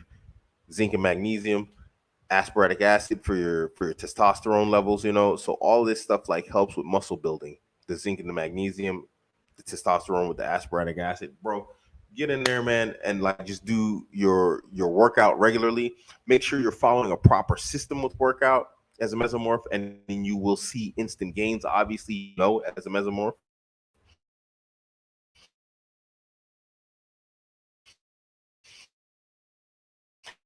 When I say follow a process, like these 2-day work, like you only go because you only go to the gym so many days a week, and that's not a bad thing. You can only go so many days a week, but I'd say make your schedule to a point to where it's like you can work your body in a system that allows it to grow properly. And I'll give you an example what I mean. And I've said this before, but I'll say it again. My first day is chest and triceps. So I do pushing muscles together. The next day, I do pulling muscles together. I do back and biceps. Then the next day, what I do is I do shoulders and traps. Now, why did I do it like this? Because chest and triceps has overlapped with traps and shoulders. Because when you're like pushing up, you'll feel it in your pecs when you start to do those, when you start to do your push-ups and whatnot, your push-ups, your overhead presses and whatnot. And so you can actually overwork the muscles and not give them proper rest. So what you want to do is you want to make sure you have like time between your muscle groups so that they can repair and relax and get good rest and grow properly. And so make sure you systemize your workout. Don't just be going in there, just guys just in here. I see guys coming to the gym. He starts doing calves. The next thing you know, he's over on like the fly press, and then he's like doing the row machine. His camera like won't focus. Then he's over on the row machine after being on the calf press. I'm like, dude, what are you doing? And then he's like, 4 months later, like, man, I don't see any gains on here just as much as you are. Like, bro, you're doing calves and back together. What do you, you know what I mean? And then, people say it doesn't. One guy said, it doesn't do anything. Deadlifts, bro. Don't miss them deadlifts. Deadlifts is like one of those full body workouts that'll make you stronger and make you grow. You do deadlifts with a proper weight, and you're going to feel it in every single muscle from your legs to your shoulders to your traps to your pecs to your biceps. I mean, everything needs to work together properly in order to do deadlifts. And whenever I see like an explosive growth, it's after I do my deadlifts. Now I only do my deadlifts twice a week, and I do my deadlifts twice a week because I'm doing like super weights. Guys at work didn't believe me. I'm doing 4 sets of 10 at 200 kg. Now 1 kg is 2.2 pounds, guys. That's over 400 pounds. That's like 400 and something pounds. I'm doing it 4 sets of 10. Obviously, I can't do this every week. Dude, I'd wreck my body. I'm 50 years old. So I do that every 2 weeks. And after every 2 weeks, I see some significant gain somewhere on my body. And then again, proper rest. But you answered this better than me, Mehdi. Mehdi is a beast. You see that brother, how he blew up? Did you see that brother from Ramadan till now? Don't sleep on that brother, man. His workout system is insane. If he put out a workout course, I'd probably buy it. Hope that answered your question. Okay, Maestro, you've been backstage. Assalamu alaikum. Can you hear me? Bro. I tried to add you, and it's like it said your devices weren't connected. So I just so I kept saying like device is not connected, and when I tried to add you, it wouldn't let me add you. Yeah, I'm kind of new to technology, this type of technology, so please ignore that. No problem. Yeah, so I have a quick question, Aki. It's the psychology of my ex-wife. We've been divorced for 7 years now. That's and some time, bro. Yeah, a very long time, and she's still really cheesed off. We've got kids together, and she wouldn't. Well, she doesn't allow me to kind of interact with them. And I've sought some advice from scholars, Islamic scholars in Saudi Arabia, where I am at the moment. And they've kind of suggested that I just continue, being, kind and, and not submissive, but you know, Polite, cordial. absolutely, absolutely, and that hasn't worked. I'm sending several messages Mm-hmm. to her mobile and her email address, but still nothing. And it seems like she's just really cheesed off. I mean, you know, just to give you a kind of background, I did Mm-hmm. marry another woman. Um, Uh, yeah, that's what okay. happened, Yeah, yeah, it and did. she Yeah, didn't yeah. take it lightly. She didn't take it Oh, lightly, and she ain't I went forgiving through you. the. She never No, will. it's terrible. I mean, we went through the whole, court system in the UK, Oh, and it was really terrible, very, very bad. And did you get hammered in the court?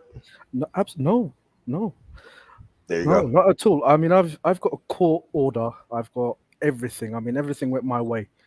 Um, Everything turned out. All her claims and allegations were thrown out the window. You know, it was dismissed. They said that everything that she said was a lie. Um, and she knows that, and she's still.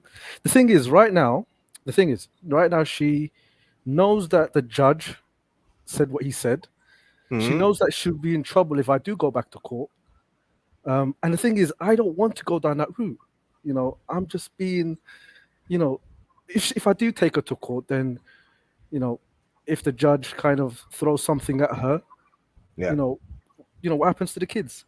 So I'm yeah. looking out for her interest, but it seems like she doesn't care. She's just continuously They doing don't her get own it. thing. So yeah, You know so what it sounds like, and obviously I'm reaching here. I'm taking a shot in the dark, but it sounds like she was mad at you, obviously, for taking another wife. She didn't yeah, forgive you, and then when it went to the legal system didn't back her in the way that she thought it would, and so now because she couldn't legally hammer you, she's just going to try and hammer you like this, one way or another. She's going to let you have it, and that's what it sounds like. It's like, yeah, okay, I couldn't get him with the court system. He got another girl. He's still with that girl. He's happy. yeah. One way or another, she's going to make you suffer. You know. Um, So I'm trying to understand the psychology. I mean, is I she think it's along nuts? Is those she? lines. No, no, she's emotional, and their emotional condition makes perfect sense to them, but to us, it looks like chaos. Their emotional condition looks like madness to us, and Mm, I'm pretty sure I've said that before. And bro, I mean, the more I explore like this mentality of women, the more I say I understand. But then, even though I understand, I just look at it and I'm just like, okay, I understand, and now it really doesn't make sense. absolutely. Because it's like y'all are really crazy. Yeah, you know um the thing is, and I said this before like twice or three times before, you have to remember that their emotional condition dictates their reality, yeah, which is insanity. yes, Bro, imagine that reality doesn't dictate their emotional state, it's the other way around.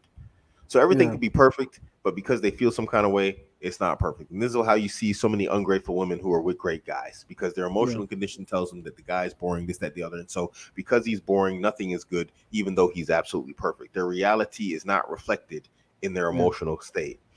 mm, With this woman, she is stuck in time of her emotional condition of how she felt about you getting married again, and then going through the whole legal system and then not getting the outcome she wanted, probably, I'm assuming here, you yeah, know and then now here you are every day in my face, yeah, wanting to see the one thing that brings me joy, which are my children. yeah, you know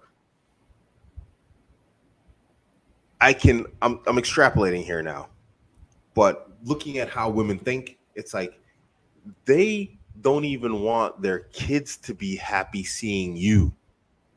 yeah. They want them to be happy, but not because of you. Which is Can you imagine? strange.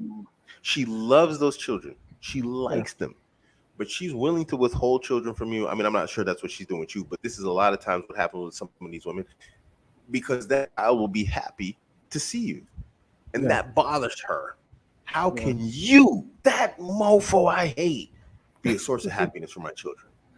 yeah, And I love them so much. It angers her. yeah. She don't want to see So, that. yeah. So, what would you do in that situation? I mean, how would you go about, you know, try to get to see your kids, and what would you do in that scenario? Yeah, you obviously have two options.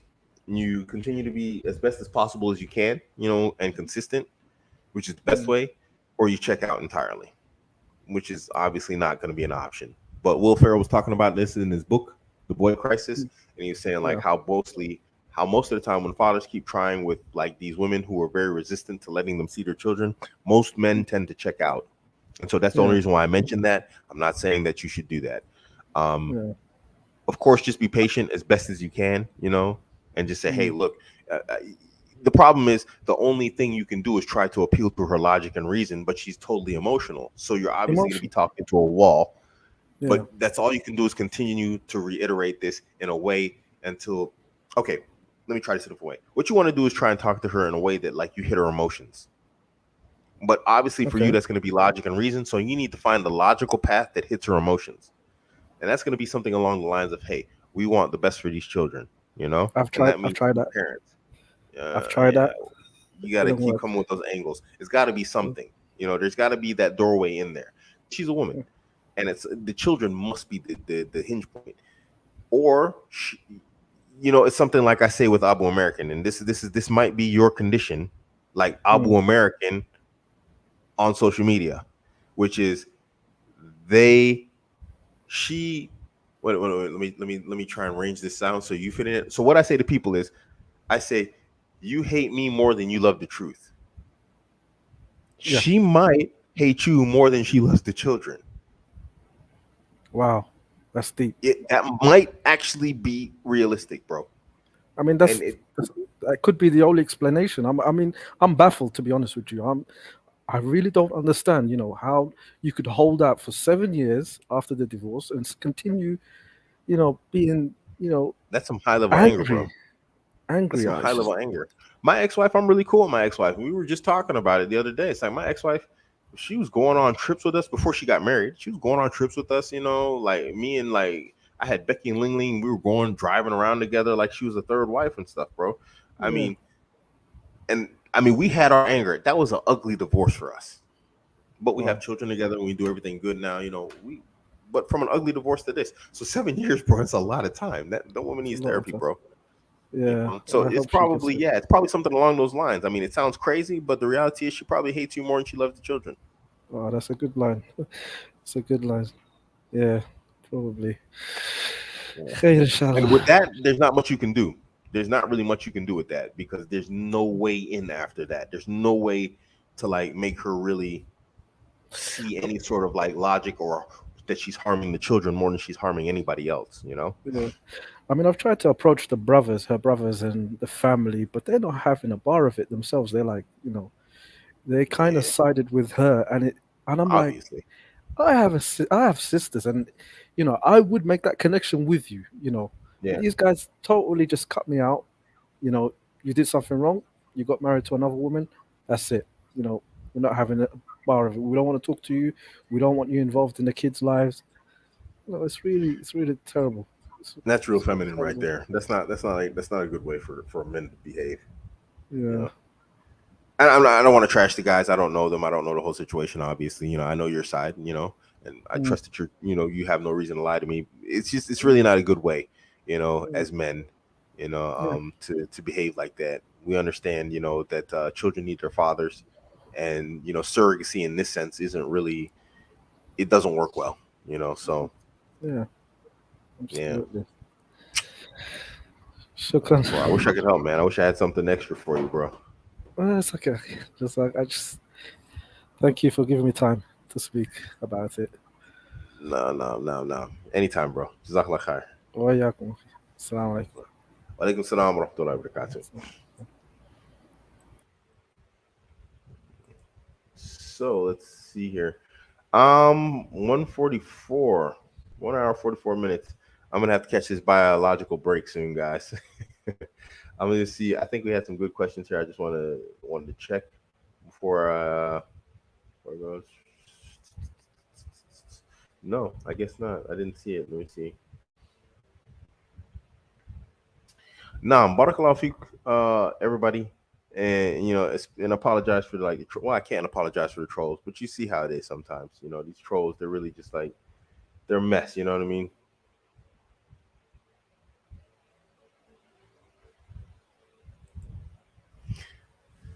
Brother, how do you dismiss this narrative that Khadija, I think you mean, was a businesswoman and therefore sister should be businesswoman? Khadija was a stay-at-home businesswoman, and she hired, men to go out and handle business for her. Most famously, the Messenger of Allah, peace be upon him. So the entire point is moot. Unless these sisters are talking about running a home business where their husband goes out and does all the business on their behalf, they really don't have a point. Khadija wasn't mixing with dudes and traveling around and doing this and doing that. Muhammad sallallahu alaihi wasallam, he was doing that. That's what she hired him for. So this entire narrative is like kind of wonky and goofy. Is they really just out here making up, what is it called? Historical revisionism? Is that the proper term? I think. Sisters out here really a mess. Phoenix Knight, Barakallahu Feek with the $10 super chat, or Australian dollar super chat. Akhi, how to implement polygyny when I have young children with the first wife and I haven't seen how to implement. One of the things I'm trying to make sure I understand the question properly. How to implement polygyny when I have young children with the first wife and I haven't seen how to implement.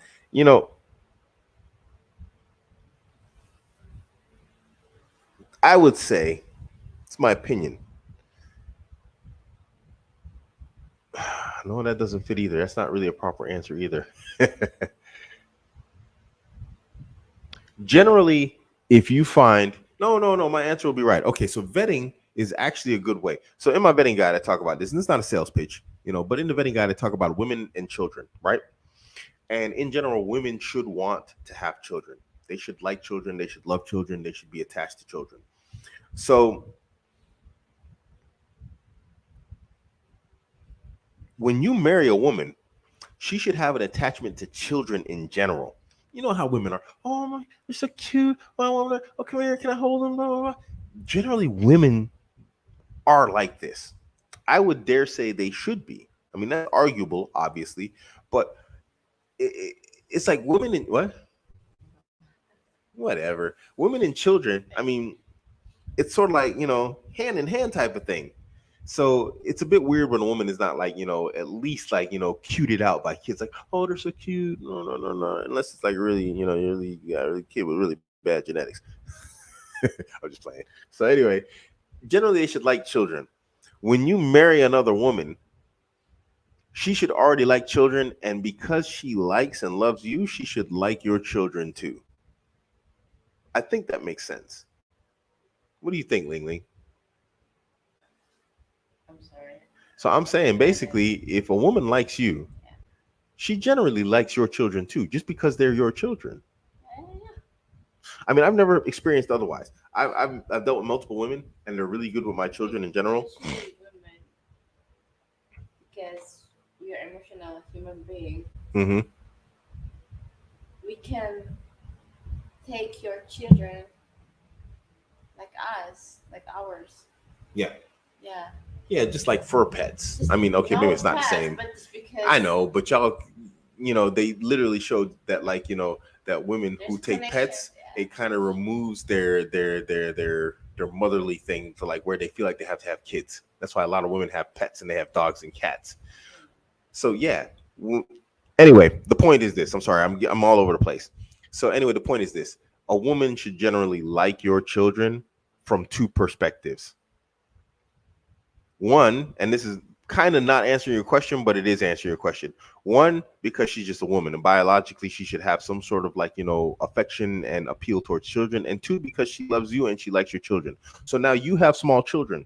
Why? There's not an issue. My last wife that was gone, she was really good with my children. I mean, really good with them. They got along. They play. Somebody played, did her hair, all this type of stuff. So it was kind of great. And why did she like the kids? And because they were my kids, and she liked me. Well, she liked everybody, but that wasn't really an issue. Children generally should not be any sort of like problem when it comes down to dealing with a co-wife, unless they start talking about matters of justice and money. When they start to believe that money or resources are hindering her lifestyle, her children's lifestyle, or whatever else, then it might become a problem. But if that's not like on the radar, if that's not on the scope, generally having small children shouldn't be a problem. It's more like having extra help around the house. If even if you're not living in the same house, generally it's not problematic, you know. Children. Now, not knowing how to implement polygyny from a perspective of not having a prior example, yeah, this is an issue. This is an issue. Um, and this is actually Barakallah Feet Gold B with the 9 pound super chat. This is what Gold B is kind of dealing with, I think, in my humble estimation. I think if Gold B had like a an example to follow, a visual one, I don't know if he did, but I'm assuming he didn't. It'd be easier to implement these types of things. This is another reason why we shouldn't be giving up like polygyny as a community, because generally, who do you refer back to when you need help? I mean, I told my story. You don't have an example, and this is why I'm going to tell you the story, tie this all together. I didn't have an example of how to do polygyny, so everybody's like mad at Abuamerican for having so many divorces. I had to figure it out on my own, and it was real time. So when mistakes were made, they were catastrophic. There was nobody to say, "Hey, whoa, whoa, whoa, Abuamerican, don't make that turn. Turn left, don't go right." Nobody was there to help me. And then when I turned to people, especially one guy, he was on Mehdi's channel. He's a polygyny expert. I mean, he probably is. It seems like he's holding his stuff together well. But when I went to him for help, what did he do? He attacked me. So there was nobody for me to refer to, nobody to talk to. So I had to figure it out on my own. So now we got brothers out here who are interested in this type of stuff, and they don't have an example to turn to. They don't have anybody to ask and say, hey, like, should I do this? Should I do like that? So I had to make all the wrong turns to find out that sometimes turning the other way is the wrong turn also. Sometimes it's just there's no right answer. And some things you got to plow through, other things you got to navigate, some things, you got to stop. Sometimes you got to go back, so not having an example is a bigger problem than the children themselves. Having the children, that's generally shouldn't be a problem. I talked about this in the vetting guide. Every woman should like love children. And generally, if you're dealing with a woman who doesn't really like children, I would say back away. There's something fundamentally broken inside of her. There's fundamentally something wrong with her as a woman. But in terms of like an example, that is more of a problem. I would say find some brothers, that you can either online, offline, preferably offline, who can help you with this stuff. In terms of how to navigate polygyny, because it is tricky. It's not easy. Even some of my positions I've changed recently, because of just some of the outcomes I've received. I hope that answered your question. I feel like that was kind of all over the place, and I apologize. I think I'm getting kind of foggy headed because it is kind of late here. Gold B Buttercloth equal 9 pound super chat. How to stop one wife from causing issues when you're spending time with the other wife? I'm getting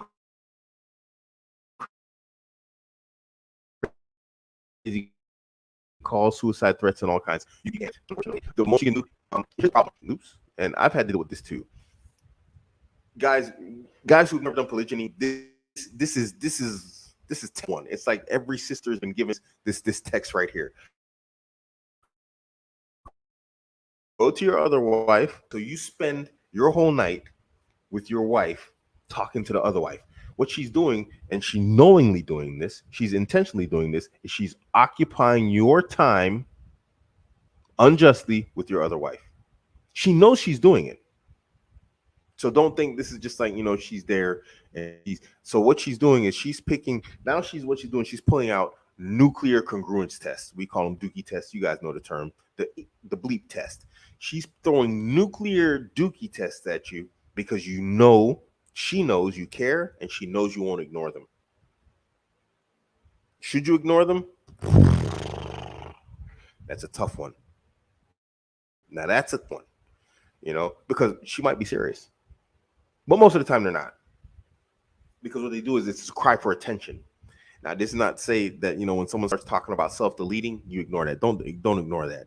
But, but at the same time, it's like you have to like understand what's happening here. She is 100%. All she's doing is she's no longer physically occupying your time. So Goldie was he was on the show and he's talking about this. So it's okay. We're going to discuss it because it's just a continuation. So now you're not physically with her. So let's say you start going every other day like you're supposed to be doing.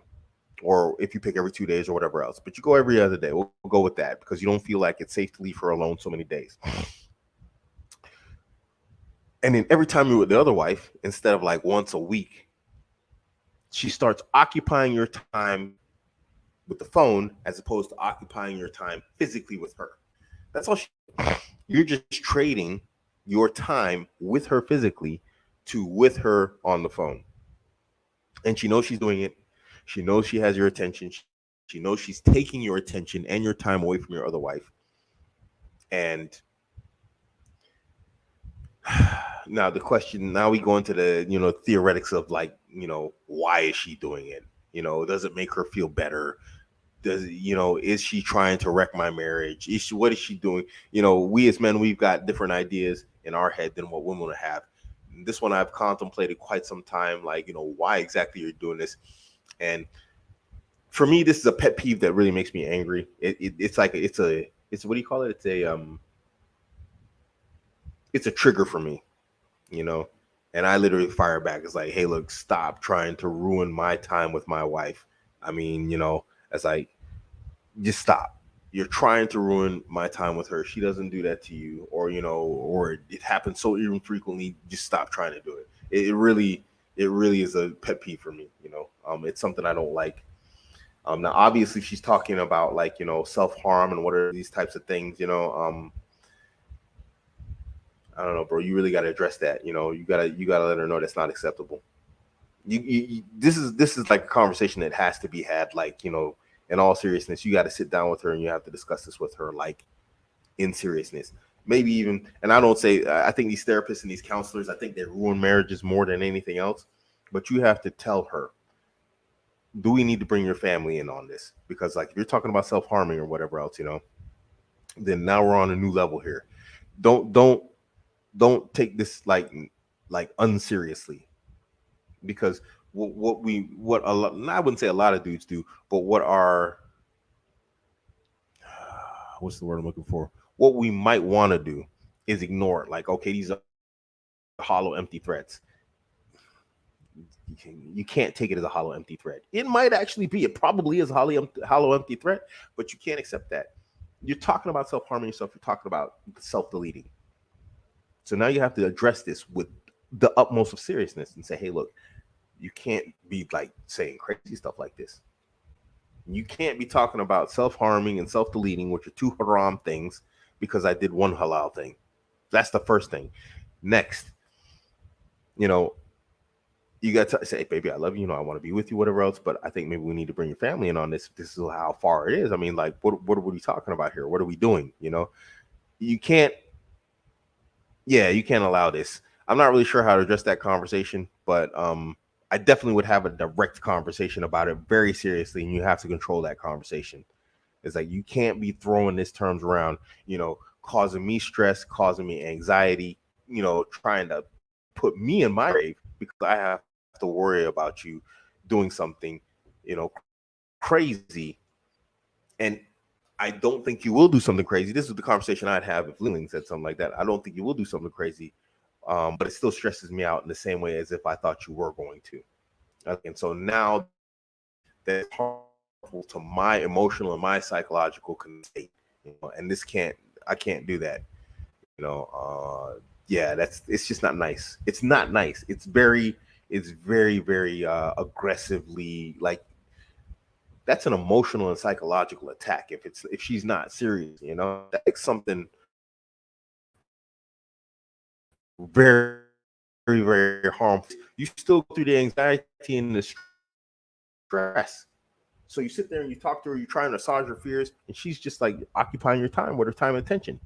And she's not serious. And if she is serious, what if something happens? Bro, you're gonna lose your mind because your wife killed herself, self-deleted herself because of something you did. There's no way that's nice on either front. So if she's not serious, you need to stop. And if you are serious, we need to get help. But either way, that's something that can't continue. Bro, you cannot let that continue no matter what. And as far as you're concerned, there's no difference between the two, whether it's a hollow threat or if it's a serious one. You have to deal with it with absolute seriousness. had only 3 weeks. Yeah. No, we talked about that. Adjustment take years.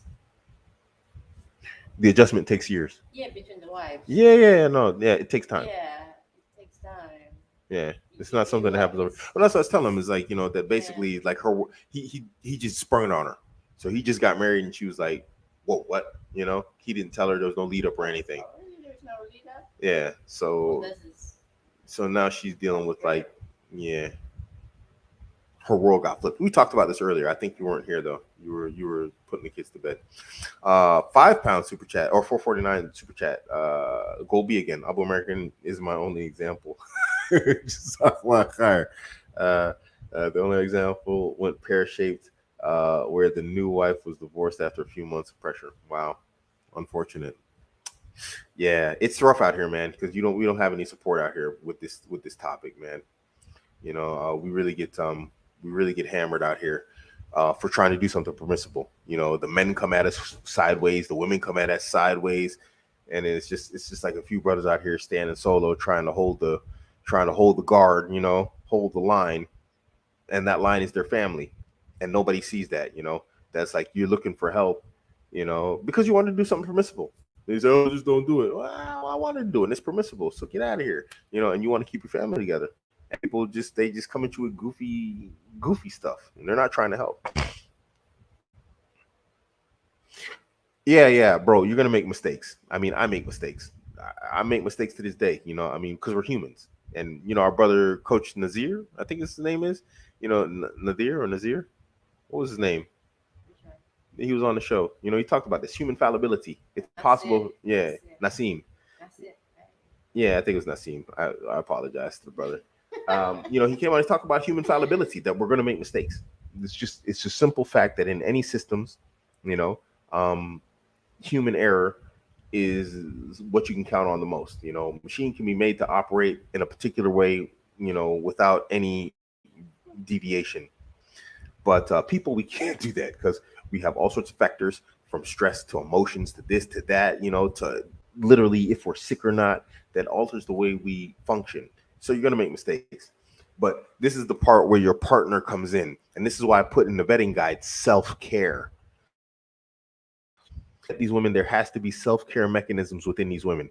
And so what you have to do is when you marry these women, and I mean, you've been married already, but just for the future and understanding, is you have to put the woman under pressure so you can see as to whether or not she has self-care attributes and characteristics. Can she regulate her emotional condition alone?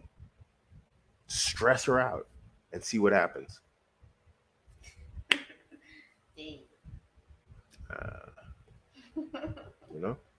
So yeah. What's the wife gonna get after you put her through pressure?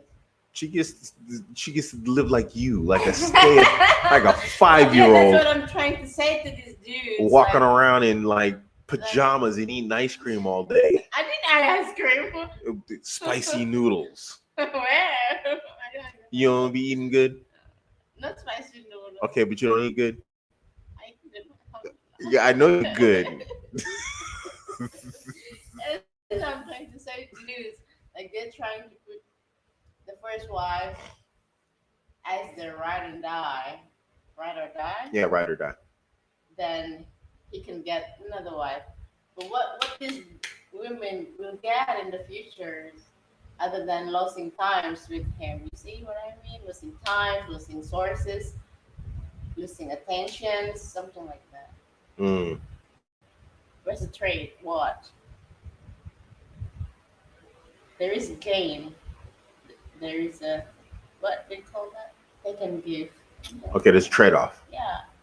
Okay. Yeah, what? I mean, for them. Oh, I mean, are you asking me or are you asking them? Yeah, them. They could be. What's your trade-off?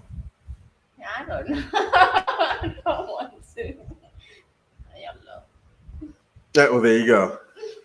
Well, you asking the question, you got the answer there. I'm not asking you. Okay. I mean, for these dudes, they have to think something or figure out something to trade. Okay, but you just talked about like like epistemology, and then now you're asking them to answer from a transactional perspective. The two are very different. I don't get it. What you mean? So basically, use like, what's the trade-off?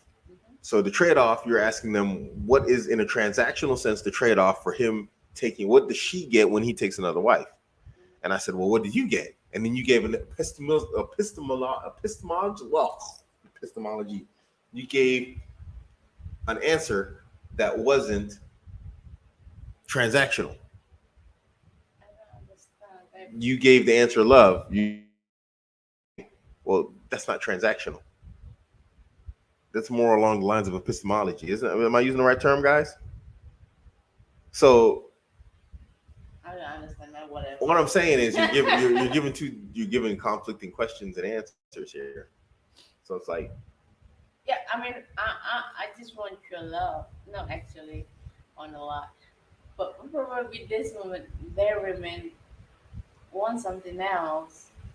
You see, their first wife wants something else, something more. I don't know.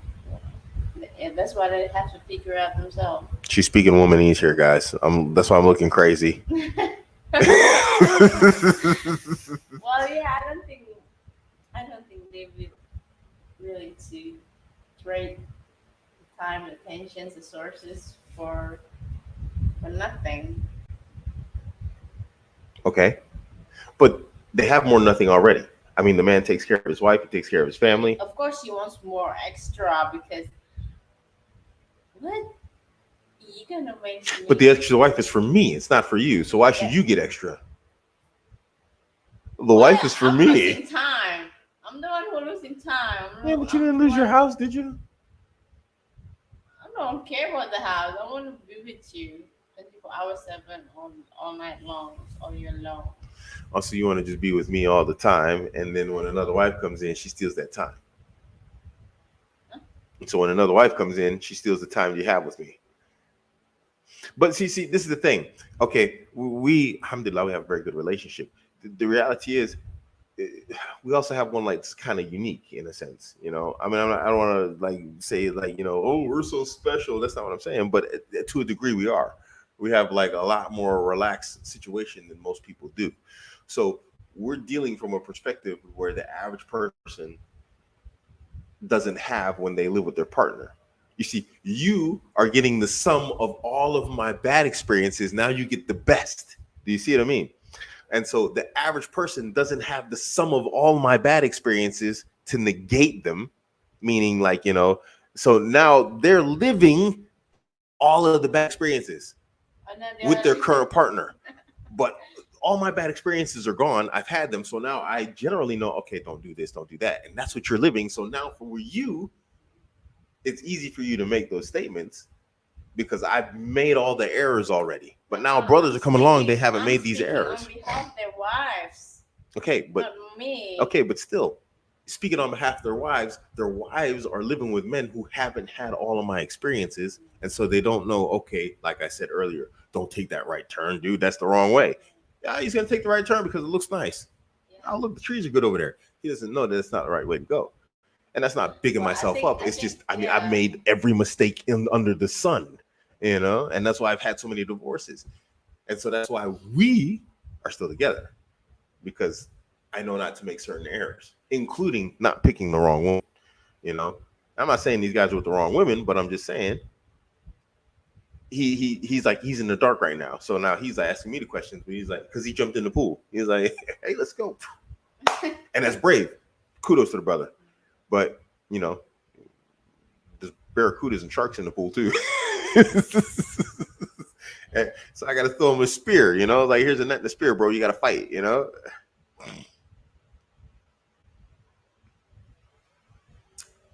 Is that clear? Sorry, guys. Yeah, just had that conversation. You had the conversation with women. Bro, I was lost for a second. I was like, yo, what? It was like, what? Nah, Barakallahu Fikum. 2 hours and 10 minutes, man. Barakallahu Fik. It's 12:26, coming up on 1 a.m.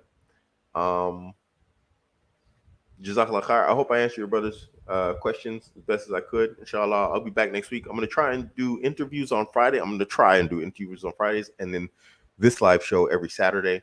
I'm gonna try and get on a regular schedule. Um, yeah, but finding interviews, man, is always difficult, man. Dudes like they say yes and then they never show up, so it's kind of crazy. Yeah, man, Allah make it easy for our brother Goldie. Bro, reach out to me anytime, man. You got me on Instagram, man. Hit me up anytime. If I can help you, bro, I'll do my best. I really will, man. Um, now, so yeah, next Saturday will be this one, the Phillip show, and I'm supposed to have some guys on Friday. I'll try and keep you guys updated on that, but I gotta confirm. Now, Barakallahu fikum.